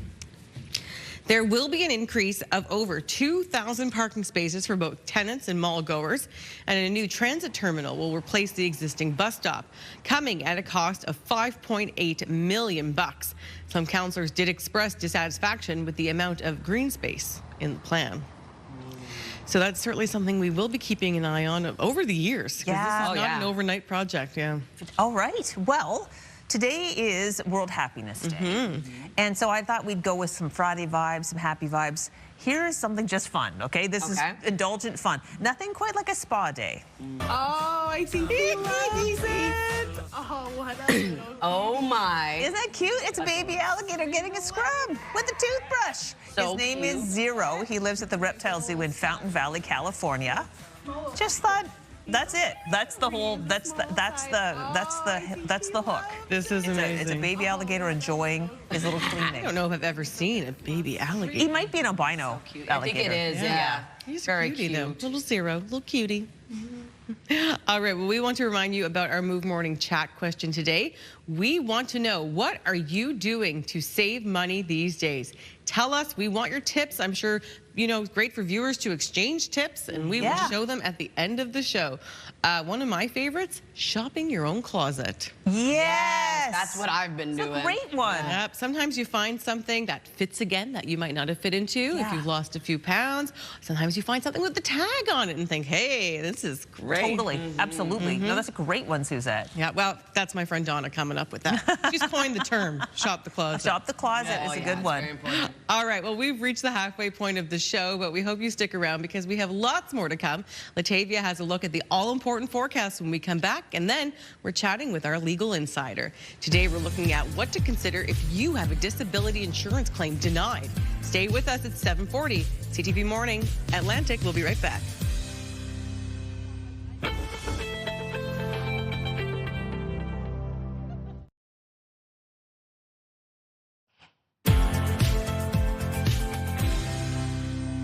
Welcome back. The time now is 7:43. We're taking a live look at Wentworth. -4, starting off your day, mainly cloudy skies, and we do have a chance of some isolated flurries early on before clearing out and leaving mainly cloudy skies. Over to our current temperatures. It is a cool start to the end of the work week. As of right now, -2 degrees in Fredericton, -3 in Charlottetown, -5 in Sydney and Halifax, -3 degrees in St. John's, Newfoundland. Speaking of Newfoundland, we do have a special weather statement in effect. It will be ending this afternoon, seeing additional snowfall at around 8 to 12 centimeters. Also seeing a winter storm watch in effect for Saturday until Saturday night for the Channel Port aux Basques area. And we are going to see snowfall at around 15 to 25 centimeters, wind gusts ranging from 60 to 80. So here's a look at our forecast timeline. A bit of sunshine early on for parts of the region. For the most part, though, a cloudier start to the day. We do have some active weather, snow in parts of Newfoundland. Also seeing a bit of flurry activity in parts of Labrador and then into the Maritime region. We do have a chance of some flurries early on. And then into the afternoon, as temperatures begin to rise, we're looking at seasonal to above seasonal daytime highs for the Maritimes. We are going to see flurries and or showers move in for parts of all 3 Maritime provinces. And then into tonight, temperatures cool back down. We have another system making its way over, bringing snow and or rain. So we will be seeing snow mixed with rain into Saturday's forecast. If you're wondering about snowfall totals, looking at around 1 to 5 centimeters of accumulation for parts of all 3 Maritime provinces, heaviest being into Truro at around 5 to 10 centimeters of accumulation, and only seeing 1 to 5 centimeters for parts of Newfoundland and Labrador. For our rainfall outlook, accumulation will also be expected around 2 to 20 millimeters for southern New Brunswick, looking at 5 to 20 for southern Nova Scotia, not seeing any accumulation for Newfoundland and Labrador.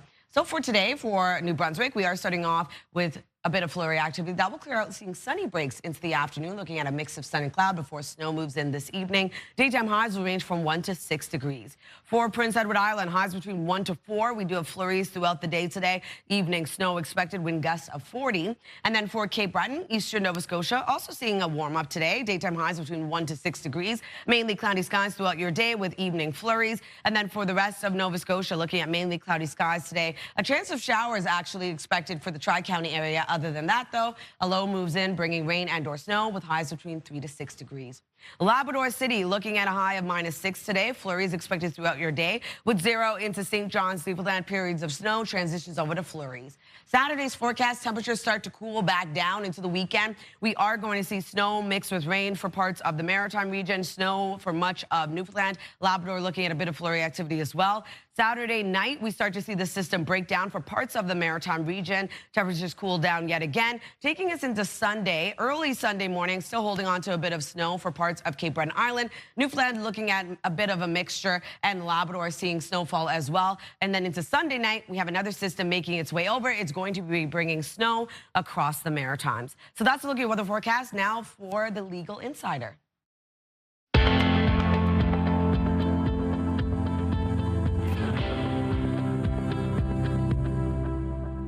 It's time for another installment of our Legal Insider series. Today, we're delving into a topic that impacts many Atlantic Canadians, disability insurance claims. Here to help us better understand the legal side of this issue is Michael Byrne, an associate lawyer with our partners at the Mike Murphy Law Group. Good morning, Michael. Thanks for coming in. Good morning. Thank you for having me. So you specialize in this area of law. Let's assume a person has applied for disability insurance and they're unhappy with the outcome. What are their options legally? So their first option is going to be the internal appeal process, which we generally don't recommend. It's usually the same decision makers as made the original decision. You can provide them with updated information, but more often than not, the outcome is going to be the same.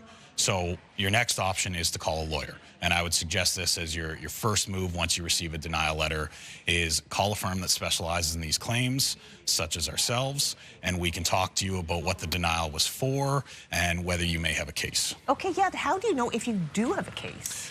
So first thing we're going to look at is the reason for denial, and these insurers will choose various reasons, but the most common ones are either that you don't meet the definition of disability, that you have missed a notification period, that there's been a change in definition of your disability, which I'll explain briefly in a minute, or that there was a pre-existing condition. Okay. So once we receive that reason for denial, we're going to look at the medicals for that particular potential client and determine whether we think those medicals would support the reason that the insurer has given for the denial. And if they do not support that reason, then we will likely tell that potential client that we think they have a case. Okay, they have a case. So let's say, okay, pretend I'm your client. You've looked over on my medicals, we've had a discussion, you think, okay, there's a case there. What does that look like? So what we're first going to do is once we determine the reason for denial and we determine that we think it was a breach of contract, we're going to collect some more medical evidence. We're probably going to contact your family physician or the specialist you may be dealing with, and then we're going to draft a lawsuit. We will file that with the courts, then it gets served on the insurance company, and then we begin dealing with their lawyers. Okay, that sounds like a big drawn-out process, because how long would this process take? Generally, if we can get the medicals quickly, we can have all of that done within a couple months.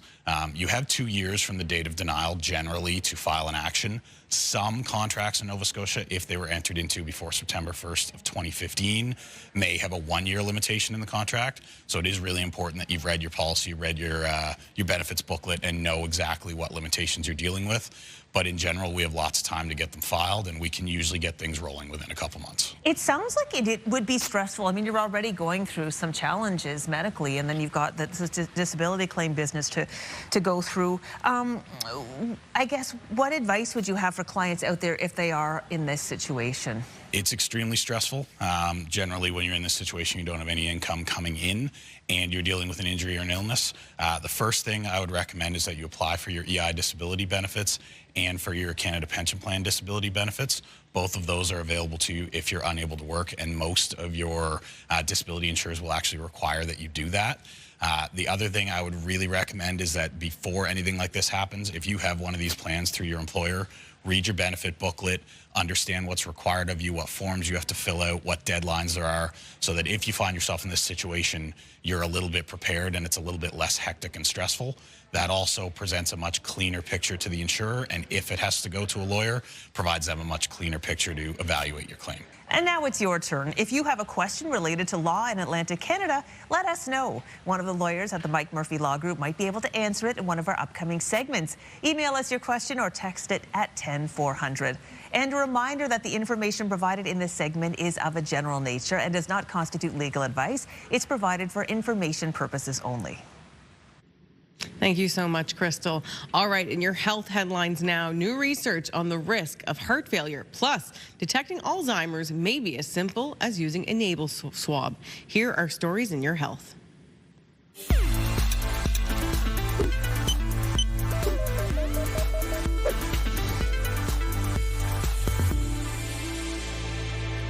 Extra belly fat may be a stronger indicator of heart failure than BMI. That's according to new research presented at an American Heart Association event this week. The study found that inflammation is a key factor in the correlation between excess fat and heart failure. It also stated people with excess belly fat could still face a higher risk even if their body mass index is in a healthy range. Researchers say reducing systemic inflammation could reduce the risk of heart failure. This payphone sitting inside a senior's home provides an instant connection to a lonely person from another generation. It felt kind of exciting to talk to somebody that wasn't right here. The pilot project, Call a Zoomer, lets seniors pick up the phone and ring a coffee shop on a college campus in Boston. Matter Neuroscience invented the idea to fight loneliness. The project aims to connect people, boost dopamine, and lower stress. Data suggests seniors and Gen Z folks alike, or Zoomers, are the loneliest demographic groups. Can detecting Alzheimer's be as simple as using a nasal swab? New research this week out of Duke University seems to point to yes. A team of doctors and scientists has been using a small brush to reach the back of a patient's nose in an area near the brain. The cell tissue is then analyzed for early signs of the disease. The act of taking the swab or biopsy is pretty easy. And the analysis that we've been able to do on these biopsies does show that changes are definitely detectable early. Drugs approved in recent years have been shown to help slow the progression of Alzheimer's, but they are most effective when started in early stages.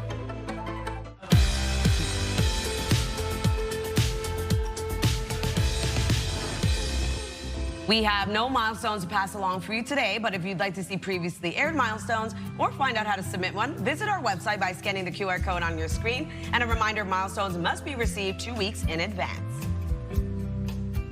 A growing number of city slickers are lining up to pay for the real cowboy experience, but apparently it's not just for city slickers anymore. Yep, ABC's Danny New takes us to cowboy camp. My hurts just watching this. 25 years ago this summer, Billy Crystal and the gang slowly transformed from city slickers into cowboys. Which, these days in Wyoming, apparently a lot of people are increasingly giddying up to try themselves. Ever since COVID, people have been wanting to get outdoors so badly. I spoke with Clay Miller, owner of Paradise Ranch, and Kerry Kilmer, owner of the V-Bar Guest Ranch, who both tell me that since the pandemic, their clientele has exploded from mostly East and West Coasters to folks from all over the country and world. Do the people from the UK say, yeehaw? Yes. They do. They love to be cowboys. From June through September, families will venture to one of these quote-unquote dude ranches and learn all sorts of new, old skills. For example, horseback riding. Both of these ranches have more than 100 horses and try to take guests step by step to teach them how to trot or lope, even when they're already feeling like the Duke. The guy from France would scream, "John Wayne," when he was ready to lope. In addition, folks also learn fishing, archery, dancing, and Howdy, partner. the archaic concept of having fun without a phone. Do you ever use a lasso to get a kid's phone out of his hands and get him into nature? Oh, see, what a great idea. We really try and get those kids reattached to nature as much as we can during the week, and they seem to love it. Of course, this all may be a bit of a culture shock for some, but Carrie says this experience is not just about learning how to ride a horse. Kind of a key takeaway for people is that cowboy is really a way of life. There are a lot of ranches that host these cowboy experiences, but those two told me they are largely sold out for the summer. So you got to plan ahead if you want to hop on a horse and herd some cattle. In New York for ABC News, I'm Danny New. Okay, taking another look at our weekend forecast for New Brunswick, a high of 5 degrees today, a bit of flurry activity across parts of the province, and then snow and or rain moves in this evening. Saturday, looking at rain mixed with snow, cooling to 3 degrees, cooling down further on Sunday, -1 with flurries across the province. For Nova Scotia today, 4 degrees, mainly cloudy skies, a bit of shower activity for the Tri-County area, evening rain and or snow across the province. That continues into Saturday with a high of 3, 2 degrees on Sunday, a mix of sun and cloud for Cape Breton, flurries for the remainder of the province. Prince Edward Island, 4 degrees today, isolated flurries, transitions over to evening snow. On Saturday, rain mixed with snow with a high of 2, -2 on Sunday, cloudy skies and evening flurries.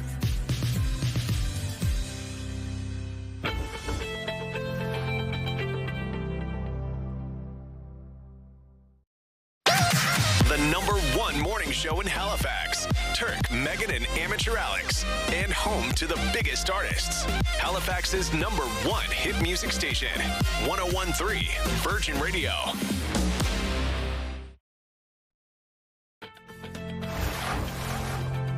It's Friday, March 20th. Today on Your Morning Atlantic, price at the pumps. Paying more to fuel up as prices surge at the pumps around the Maritimes. That's what you're waking up to. Your top news headlines just ahead. And today is the bonus prize deadline for the QE2 Home Lottery. Join us as we continue our tour of the Fall River Grand Prize Show Home and check out the incredible lower level. That's all coming up this half hour on Your Morning Atlantic.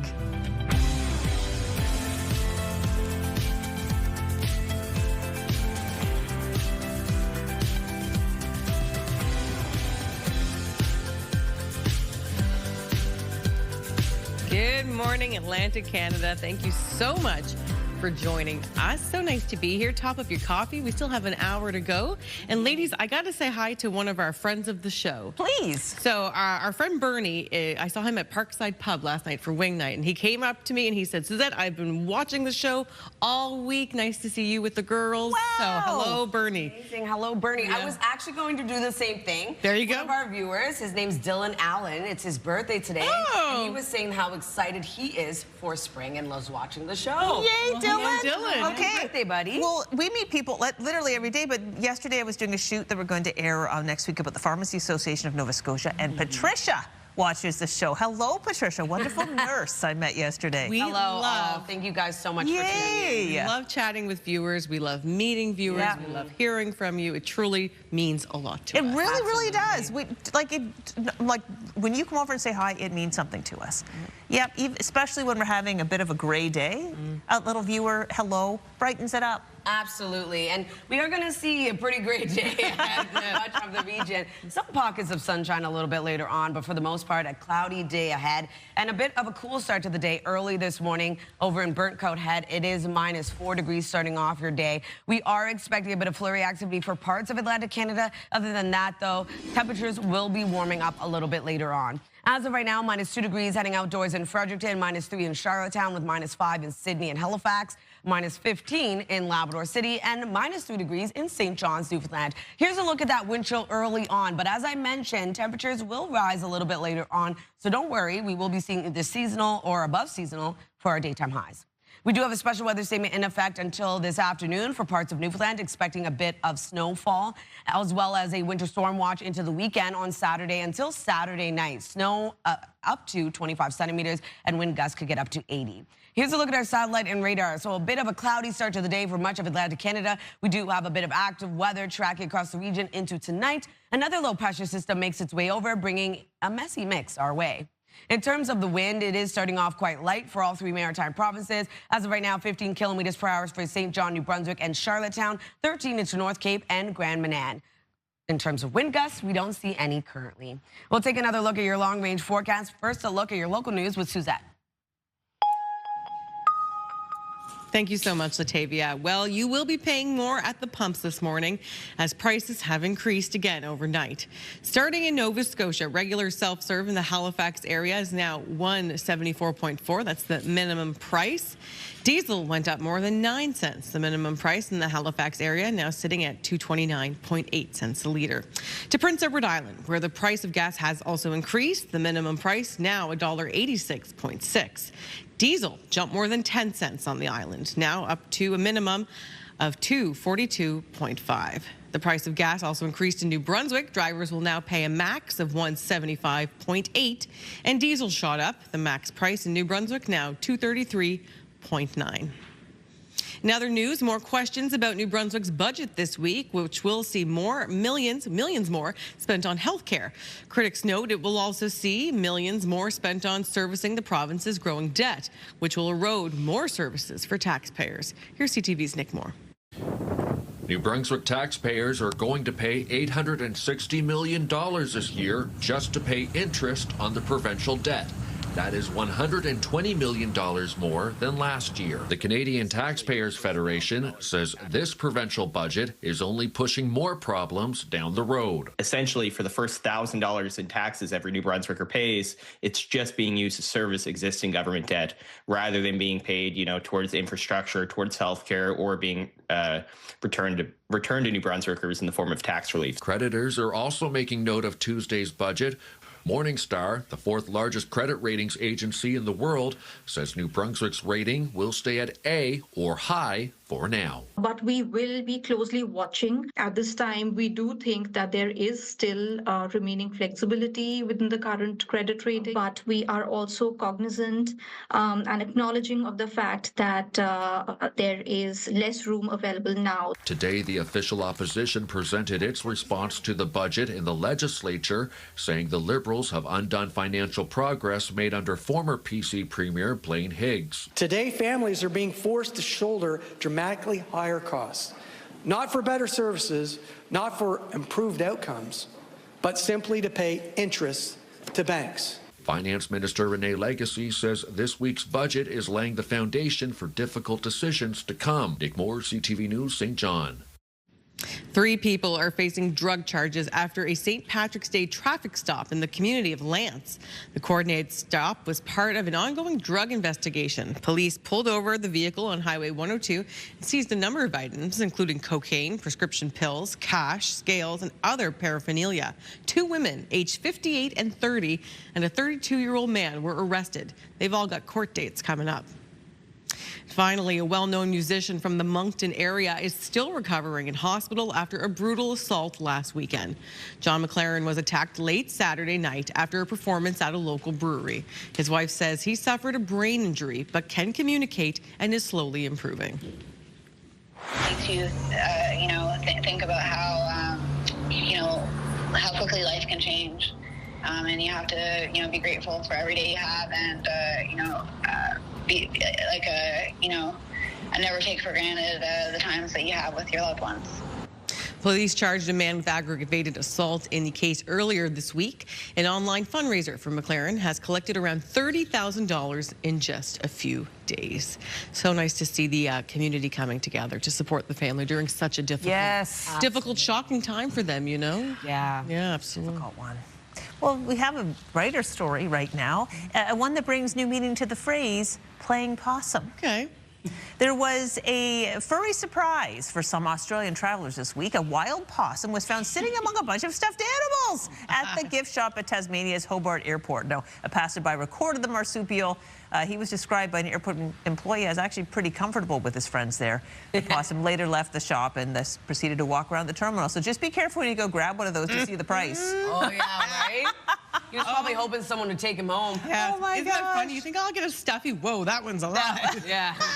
Wow. Just of all the places to hang out. Yep. Oh my gosh, you grab it.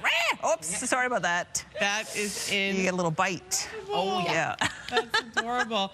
All right, well, we still have a lot more to come this half hour. Don't forget to send us your response to the Move Morning Chat. How are you saving money right now? And we're going to head to the QE2 Home Lottery Grand Prize Show Home in Fall River. Can't wait to see the lower level. Crystal will be there with the tour. But up first, the all-important weather forecast on the first day of spring with Latavia. She'll have that coming up next. Stay with us. Don't go anywhere. Top up your coffee. It's 8:08. We'll be right back.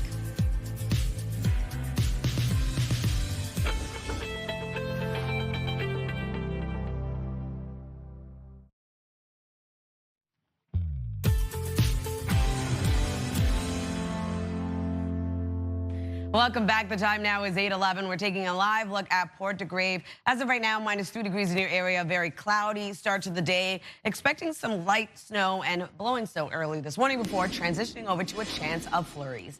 As of right now, it is -2 degrees heading outdoors in Fredericton, -4 in Halifax, -5 in Sydney, -3 degrees in Charlottetown, -20 over in Happy Valley Goose Bay with -8 degrees starting off your day in Corner Brook.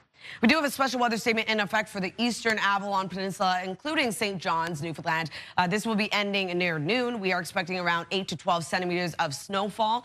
Also seeing a winter storm watch in effect for Saturday until Saturday night for Channel Porter Basque and vicinity, looking at around 15 to 25 centimeters of snow, and wind gusts will range from 60 to 80. So here's a look at our forecast timeline. For the most part, seeing a cloudier start to the day across Atlantic Canada, a bit of pockets of sunshine starting off the day for parts of Nova Scotia. But other than that, active weather in the forecast as we end off the last morning of winter. We do have snow for parts of Newfoundland and Labrador, seeing a bit of flurry activity. So is parts of New Brunswick early on. Into the afternoon, seeing a chance of showers and/or flurries for parts of all 3 maritime provinces. Temperatures will rise, seeing either seasonal or above seasonal daytime highs, and then cooling back down into our overnight hours, where we do expect another low pressure system making its way over, bringing snow and/or rain back around. Seeing snow mixed with rain into Saturday's forecast. If you're wondering about snowfall totals, looking at around 1 to 5 centimeters of accumulation for parts of all 3 maritime provinces.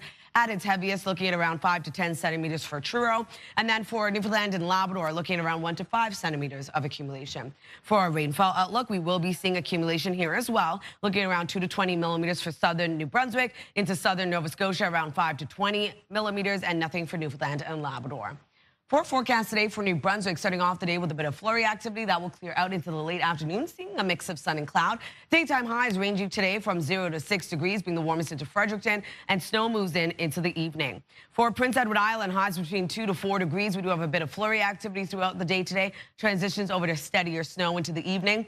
For Cape Breton, eastern Nova Scotia, mainly cloudy skies. We do have a bit of flurry activity for parts of eastern Nova Scotia this afternoon. Daytime highs between 1 to 6 degrees and evening flurries. For the rest of Nova Scotia, looking at highs between 3 to 6 degrees. We do have mainly cloudy skies, a chance of showers for the Tri-County area. Rain and/or snow expected into this evening. For Labrador City, minus 6 degrees today. Flurry activity expected throughout your day. 0 into St. John's, Newfoundland. Snow transitions over to flurries. Saturday's forecast, temperatures cool back down. We are going to look at that rain mixed with snow across the Maritime region. Snow for Newfoundland and Labrador, so this system will slowly clear out of New Brunswick, parts of Nova Scotia into Saturday night, and start to move over to Newfoundland and Labrador, looking at snow, a bit of mixed precipitation, and into Sunday's forecast, starting off with a bit of sunshine, holding on to some snow for Cape Breton Island, and then another low pressure system makes its way over into the evening, bringing snow back around. So that's a look at your weather forecast. We'll throw things over to Suzette. Thank you so much, Latavia. Well, U.S. President Donald Trump is insisting the war in Iran will be over soon. He commented on the timeline during a meeting with Japan's new prime minister in Washington yesterday. CTV's Joy Malbin has more. It's an honor to have you. Thank you very much. Japan's new prime minister walking a fine line with this president, the pacifist nation condemning Iran and its pursuit of a nuclear weapon. Only you, Donald, who can achieve peace across the world. But like other allies, reluctant to jump into the president's war, offering economic support instead of warships. Trump is still bitter with NATO nations who rejected his initial call for military support to secure the Strait of Hormuz, a critical oil supply route blocked by Iran. I expect Japan to step up because, we have that kind of relationship. I'm not surprised that they would step up. We don't need much. We don't need anything. And with more attacks on oil and gas facilities in the Middle East, rattling energy markets, and fast becoming a global crisis, the Trump administration says it plans to remove U.S. sanctions on Iranian oil stranded on ships. Trump was pressed, though, on why he didn't inform allies first before going to war. We didn't tell anybody about it because we wanted surprise. Who knows better about surprise than Japan? Okay? Why didn't you tell me about Pearl Harbor? Okay? The president facing political pushback as the price tag mounts, and the Pentagon now asking for another $200 billion to fund this war. As far as $200 billion, I think that number could move, obviously. It takes money to kill bad guys. And that's raising eyebrows in Congress. How long is this going on? Are there going to be boots on the ground? How much is this going to cost? And the answer on most of this is, I don't know. The president claims the war in Iran will be over soon, telling reporters he has no plans to deploy U.S. ground troops at this time. And in Iran, millions are marking the start of the Persian New Year festival under the shadow of war. Violent attacks continue in the Middle East, and now Canada and 600 countries are saying they are ready to pitch in to secure the Strait of Hormuz to help make sure the waterway is safe for transporting oil. The statement has been signed by the leaders of Canada, the UK, France, Germany, Italy, the Netherlands, and Japan. The countries saying they, quote, express our readiness to contribute to appropriate efforts to ensure safe passage through the strait, and are calling on all states to respect international law. Well, Pierre Poilievre appeared on the controversial but popular Joe Rogan podcast. It was part of his U.S. tour that wrapped up with a speech in New York last night. CTV's Rachel Aiello on the Conservative leader's Canadian pitch to America. Conservative leader Pierre Poilievre spent the day selling a renewed Canada-U.S. relationship in New York City. Free trade between our countries have enriched us both. They have been an unqualified success. Yet, paradoxically, ironically, here we are today, clashing with tariffs, harsh words, boycotts, and other disputes. We need a road to repair the relationship. Nice to meet you. Before bringing his patriotic pitch to the Big Apple, Poilievre was in Austin, Texas, where he sat down with popular but divisive podcast host Joe Rogan. So there's a narrative in America, and the narrative is that you were about to win and your party was about to win, but then Trump came along and said he was going to turn Canada into the 51st state, and everybody went crazy. Is that accurate? I wouldn't say they went crazy. So we're never going to be the 51st state, and I just wish he'd knock that off. The Joe Rogan Experience is one of the most listened to podcasts globally, with an average 11 million listeners per episode. And talking to Rogan for more than 2 hours, Poilievre sought to leverage that audience to advocate for tariff-free trade. Have you had conversations with Trump about this? No. I've said, listen, I'll leave it to the Prime Minister to do the negotiating. Rogan has been criticized for platforming polarizing figures and spreading misinformation. He had invited Poilievre to come on during the last election, but the Conservative leader declined. Now, the party says the podcast is an ideal platform to gain traction on both sides of the border. The fact that Pierre Poilievre is down there in a way that he's in communication with the Prime Minister's office and saying these things, this is all positive. The two men also talked at length about fitness, as well as major Canadian political storylines, from the Freedom Convoy and assisted dying to Alberta separation and the push to approve new major energy projects. That report from CTV's Rachel Aiello. Well, stay with us. It's 8:19 here on CTV Your Morning Atlantic. Up next, we're heading back to the QE2 Home Lottery Grand Prize Show home in Fall River. You won't want to miss it.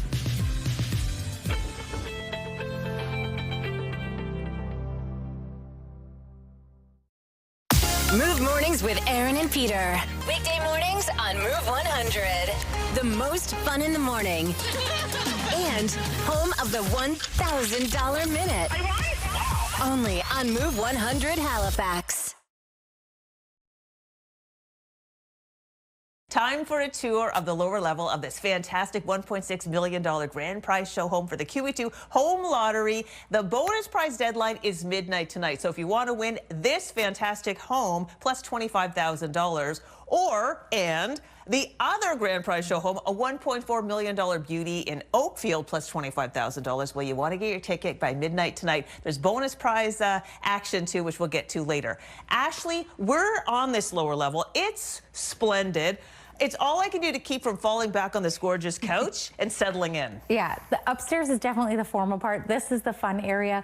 You brought up the couch. This room, I would say, was designed for your family, whether it's Super Bowl Sunday or movie night.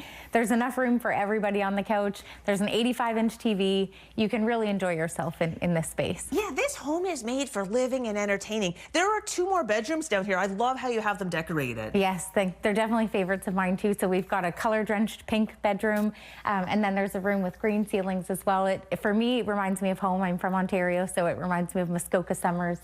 So that's definitely a favorite of mine. Yeah, the twin beds are so much fun. And then there's a really big bathroom down on this level, and I think it's so cute. The pigeon wallpaper, seagull wallpaper. Yes, yeah. I love it. Yeah, it's a massive space, so perfect. One thing that's great about downstairs here, you've got a pool. Unfortunately, you can't see it that well this time of year, but great for entertaining. Lots of kids coming into the bathroom, so you've got the space to do that. Wonderful stuff. Okay, down here also, you can get your fitness on. Yes. Yeah, there's nothing you can't do in this basement, really. It's a massive home gym, and there's a TV in there as well, so fitness videos or even just some light yoga, there's space to do it all. All right, and it's bright and airy, and it just feels wonderful. So thank you so much for this tour. I guess that concludes it. Well, there's one more thing. Oh, really? Did you see the secret door? No. Let's take a tour. Okay. Okay, Crystal, push the door. Oh, okay. Whoa!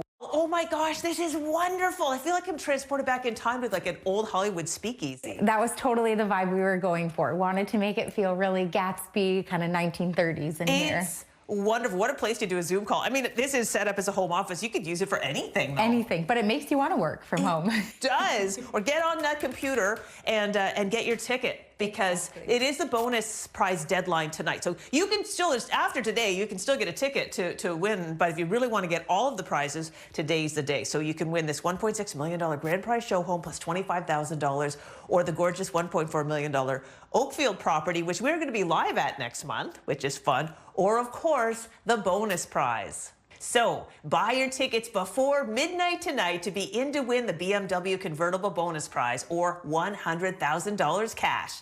Visit QE2HomeLottery.com. Taking another look at our 3-day for New Brunswick, the first official start of spring, 11:46 a.m. A high of 5 degrees today. Flurries will transition over to snow and/or rain into the evening. On Saturday, 3 degrees, rain mixed with snow continues. And on Sunday, a -1 with flurries. For Nova Scotia, a high of 4 degrees today. We do have mainly cloudy skies, a bit of flurry and/or shower activity for parts of the province. Into the evening, rain and/or snow. And then on Saturday, looking at 3 degrees, rain and/or snow continues. On Sunday, 2 degrees, a mix of sun and cloud for Cape Breton. For the rest of the province, looking at flurries. Prince Edward Island, 4 degrees today with isolated flurries, evening snow. 2 degrees on Saturday, rain mixed with snow across the island. And then on Sunday, cooling down to -2. We have cloudy skies, evening flurries.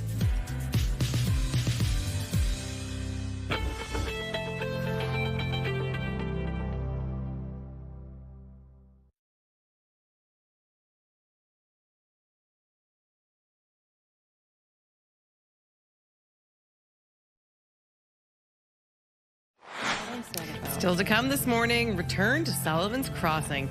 The 4th season of the hit CTV show premieres this weekend, and we'll chat with stars Morgan Cohen and Chad Michael Murray about the show that is being shot in Nova Scotia, right here in the Maritimes. That's in 15 minutes, right here on Your Morning Atlantic.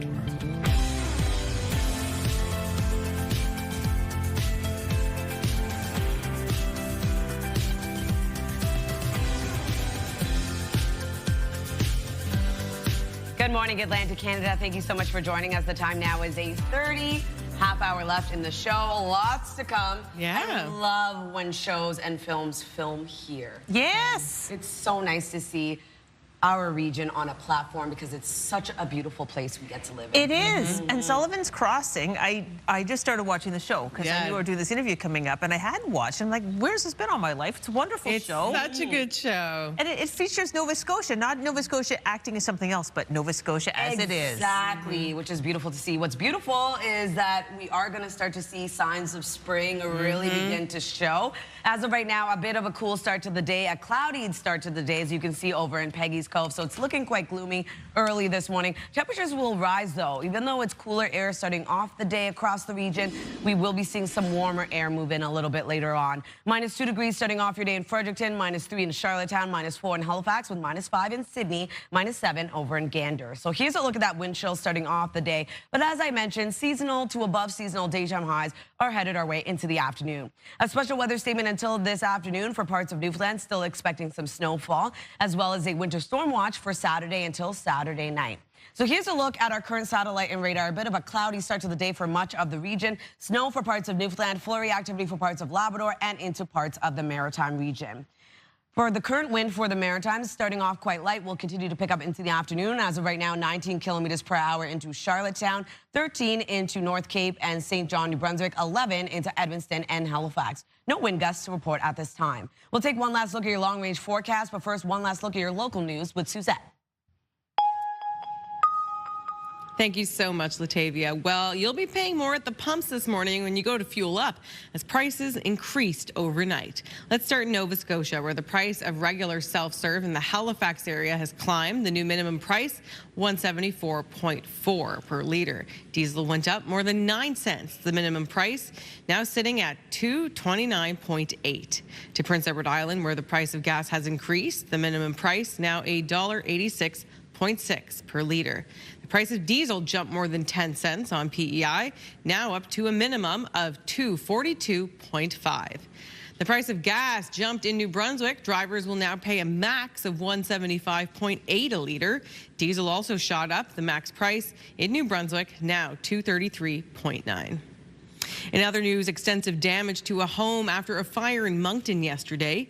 The blaze broke out mid-afternoon at a home on Leaside Drive. 2 people were inside but got out safely. Firefighters managed to snuff the flames in about 45 minutes.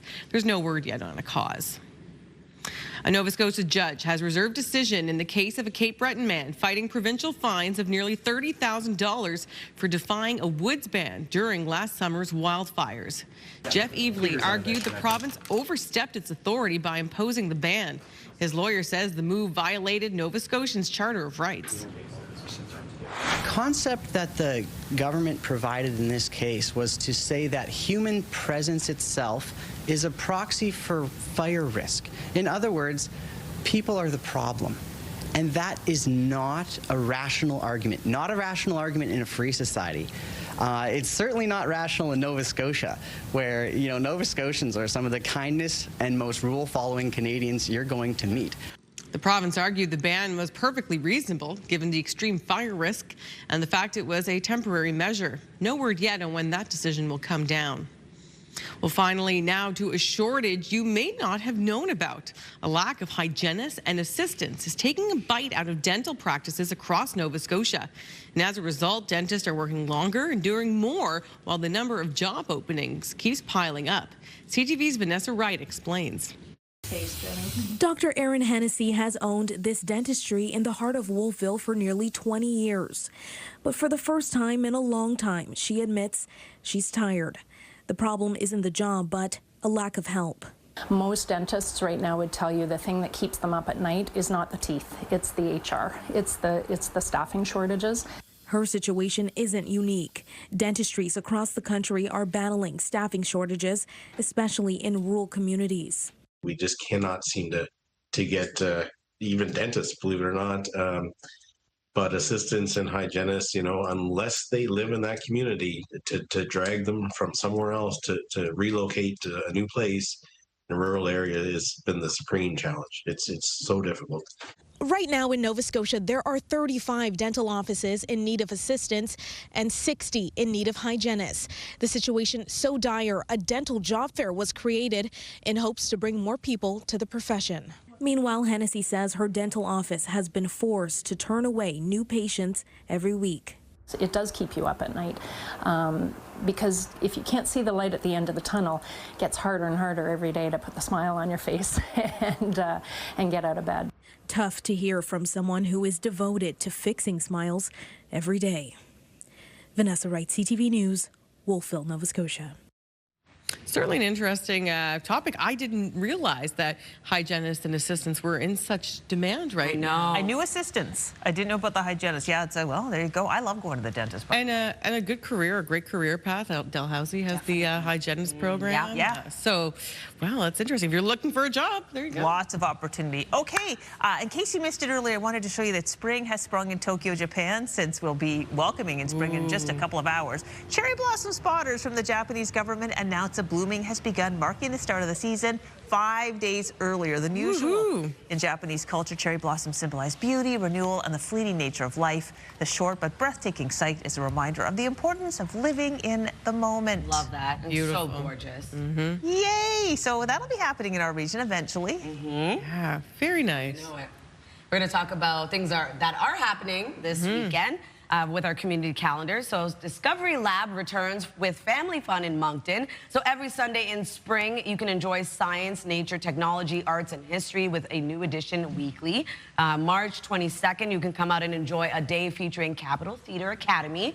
For additional information, head over to their website. Fun. And a party is going down in Charlottetown this weekend. The gallery will host a Pup and People party Saturday, March 21st from 10 to 2 p.m. You can enjoy pet portraits with your animals, free dog treats, training advice, pup cups, and so much more, all in support of PEI Cares. And the Cumberland and Arena Train Club is hosting their annual model train show Saturday, March 21st in Amherst. From 9 a.m. to 4 p.m., you can head over to Amherst Lions Club to enjoy some family fun. And if you do have an upcoming event, send us the details. We'd love to promote it. Your Morning Atlantic at ctv.ca. Gosh, so much happening. That's fun stuff. I know, right? Yay. Yeah, it's wonderful. We love hearing what you're up to in the community. sharing Absolutely. Your information. All right, we still have a bit more to come on this Friday edition of Your Morning Atlantic. Don't go anywhere, because after the break, Latavia will have one final look at the forecast for this first day of spring, and then we're heading to Sullivan's Crossing. The hit show is back for a 4th season on Sunday. Stars Morgan Cohen and Chad Michael Murray join us for a chat. Stay with us. It's 8:37. We'll be right back. I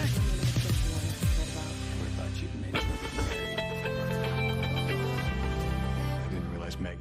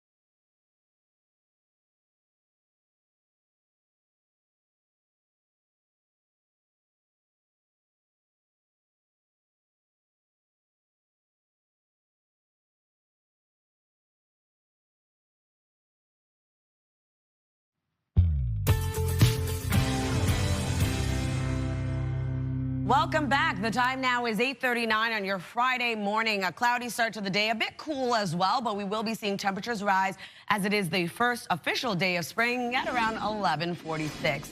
As of right now, cooler air still remains across Atlantic Canada. -2 degrees in Fredericton, -3 starting off your day in Charlottetown, -4 in Halifax, -5 currently in Sydney, and -3 degrees starting off your day in St. John's, Newfoundland. We are still holding on to a special weather statement until this noon for eastern Avalon Peninsula, including St. John's, Newfoundland. We're looking at around 8 to 12 centimeters of snow accumulation. We also have a winter storm watch for Saturday for the Channel Port Baskin vicinity, looking at around 15 to 25 centimeters of snow, and wind gusts will pick up and range from 60 to 80 kilometers per hour. So for the most part across the Maritime region, we are seeing a very cloudy start to the day. Same thing for Newfoundland and Labrador.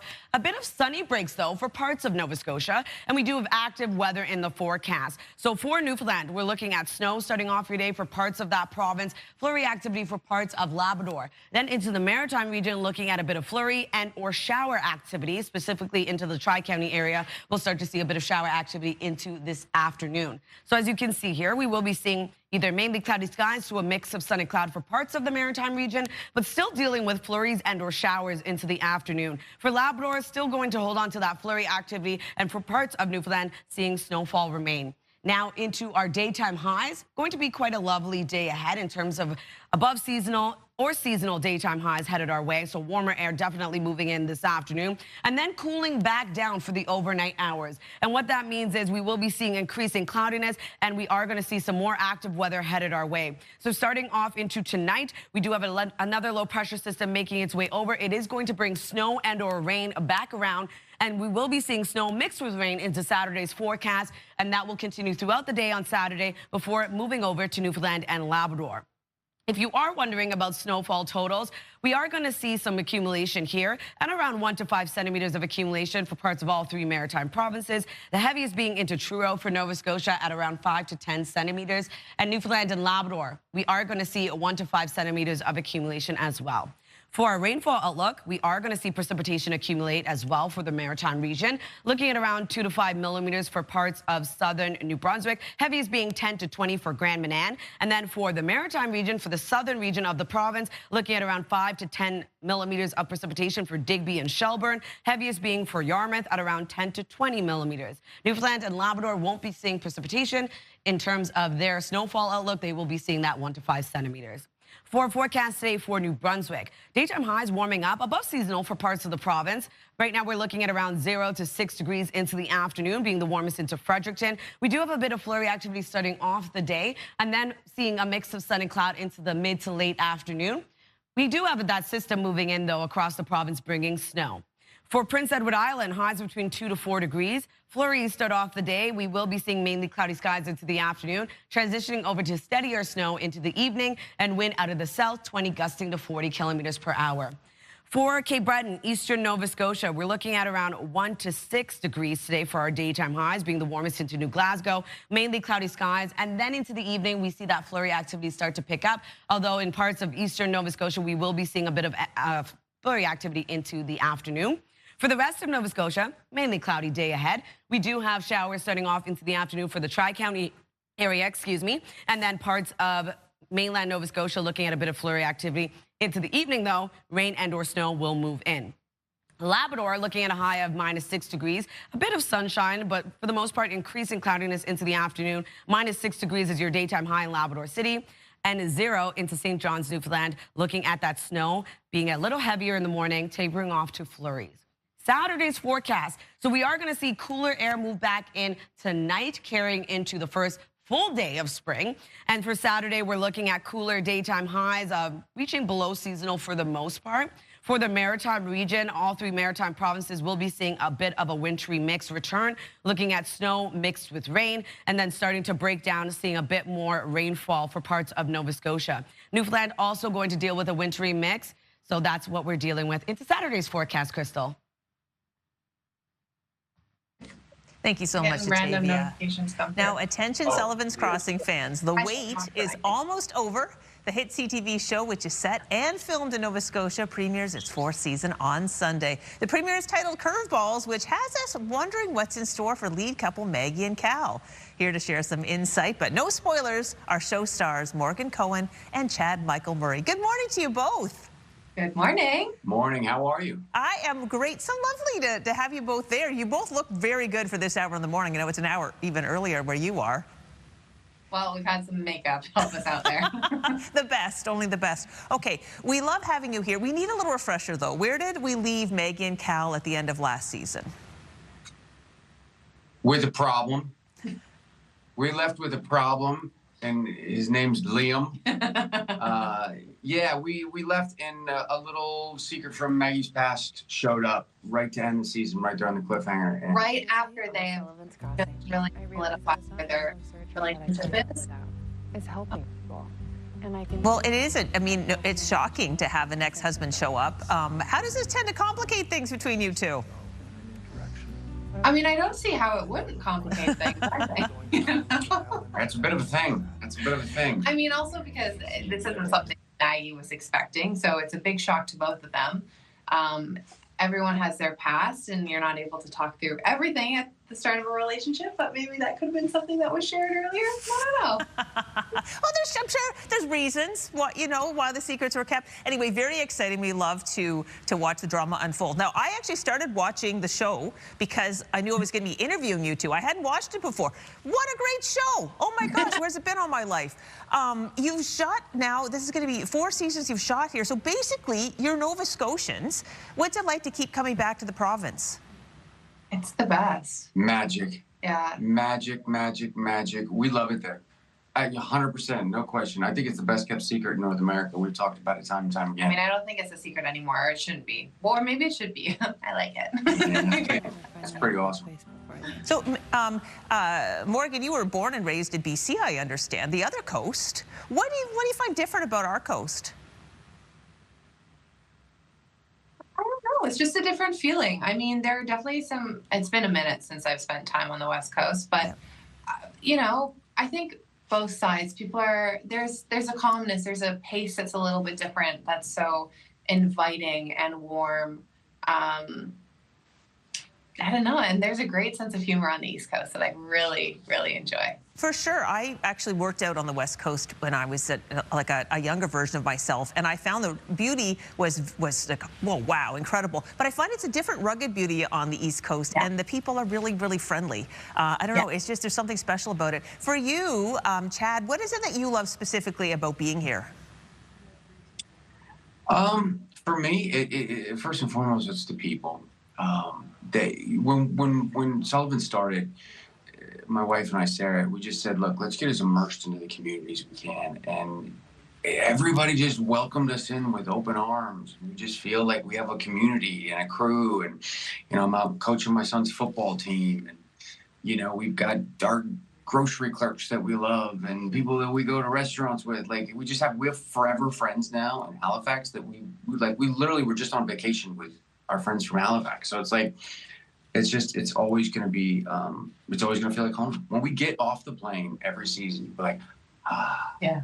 Yeah. Right? Just the drive from the airport is so welcoming. All the trees and everything like that. It's really great. Okay, I'm going to ask you because we just love that the show is actually set in Nova Scotia and like it's not trying to be anything else. It's truly itself. And I know you shot all over parts of the province. Name some favorite things, favorite foods, favorite places that you like to visit when you're here. We love to hear these things from stars like you. I mean, Point Pleasant Park is fantastic to bring the dog through, my young Freddie boy. Gorgeous. That's definitely a favorite for me. I love the north end of Halifax too. I think that's my new favorite. It is great. That's where our station is. It's super fun. Yeah. What about you, Chad? Man, I have all my favorite haunts. They're all the same. And I've told us that time and time again. I'm a steak bike fanatic over at Chop and Cows. Yeah, I'm all about it. And then what did I see? Well, Sugar's gone. My favorite ice cream joint is gone. They've moved on. It was a hard year. You like that one? Yeah, Cows is great. It's a staple there. But there's Panini Circo. Yeah.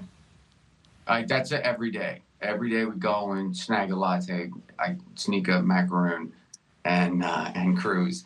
But the whole everything, like everywhere we go, Harvest. You guys, like, we need to franchise Harvest and get that in the States. I'm just throwing that out there. I'll put my hat in the ring, but just everything. We love it. Well, we appreciate that you love it here. We really do love having you here. I know that friends of mine have spotted you doing your thing while you're here and working, but we're so happy that you would continue to do that. For anybody who's watching right now who's never seen Sullivan's Crossing, like myself up until a few days ago, what's your elevator pitch to watch the show? I mean, there's a reason that it's done so well, and we're on our 4th season. It's a show that resonates. I think it can kind of resonate with everybody. There's a bit of something for everyone. Yeah, if you don't identify with a character, you're going to identify with a situation, and I just think that it's very grounded. It's very human, but it's not gratuitous. Like you can have it on in the background and not have people walk in and go, "Oh, I'm not watching that." I swear, you know, you can watch it with your family, your kids, mom, dad, everybody, the whole crew. So, and it just grows. It's just, these characters, I think, from what I've been hearing from people out in the world, is that the characters are starting to feel like a member of their family. And that is such a refreshing thing to hear. So, to everyone who's already told me that, thank you. Wonderful. Well, 4 seasons means you must be doing something right. Thank you so much for joining us today, and good luck with the future. Thank you so much. Thank you. We God hope willing, see you sometime soon. when you're in town, stop by our studio. We'd love to have you in person. That would be lovely. Okay, fantastic. All right, we'll hold you to it. Sullivan's Crossing premieres this Sunday. Season 4 does. Stay with us. We'll have all the information about how you can watch the show. It's on Crave. It's on CTV. We're going to wrap up our show when we come right back.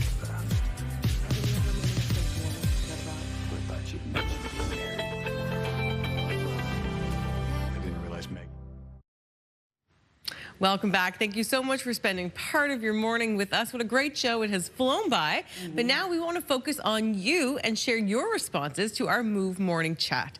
So today we are asking for you to share some tips with us on how you are saving money right now, because that is important to so many of us. All right, Jennifer from St. John says, Things I plan to start doing to save money is to reduce the number of trips to town. I live 20 minutes away. Groceries will be every 2 weeks instead of weekly and may end up trying monthly if need be. Planning meals around sales at the time also. More real food than packaged. Date nights and dinners will be once a month instead of weekly, so we'll have to move more movie nights or hopefully soon warm yard time, and also plan to walk more. Yeah, very good point. Amazing. Totally understand that. Good point with the weather getting better too, Jennifer. It's easier to just like a date could just be going for a walk. Exactly. 100%. Donna from Chance Harbor says, what I should be doing and what I am doing is two different things. Yeah. But I'm going to try this again. Only go to town to store once a week, not every other day. That will save me a lot of money. Let's hope I can do it. You can do it, Donna. We believe in you. It's hard not to go back into the city or the town after you're home. I totally understand that, living in the country myself, so I get that completely.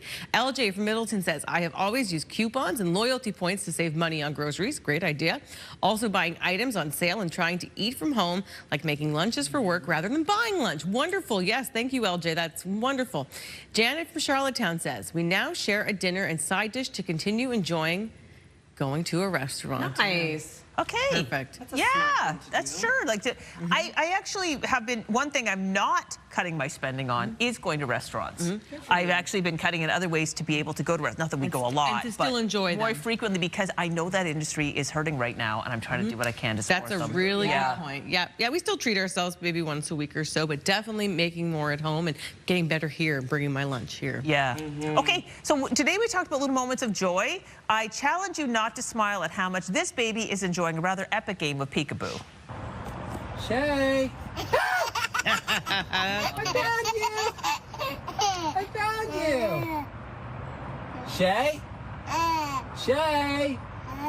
Shay? Shay? Where's Shay? Shay? Where is she? Oh, that's always the best. The deep belly laughs. When's the last time you've laughed that hard? I don't know. Oh my goodness. A good joke. Yesterday? I have toddlers, right? And they are That's true. That's true. Oh my gosh, it's been a joy having everybody in this week. Amanda's back Monday. Amanda's back Monday. It's been a pleasure, ladies. Yeah, it's been Always a pleasure, Suzanne. Oh, thank you. Always Fun to a hang pleasure. Always a pleasure to have you join us. Thank you so much for doing that. We hope to see you Monday morning, bright and early 6 a.m. start. Have a beautiful weekend. Bye. Take care.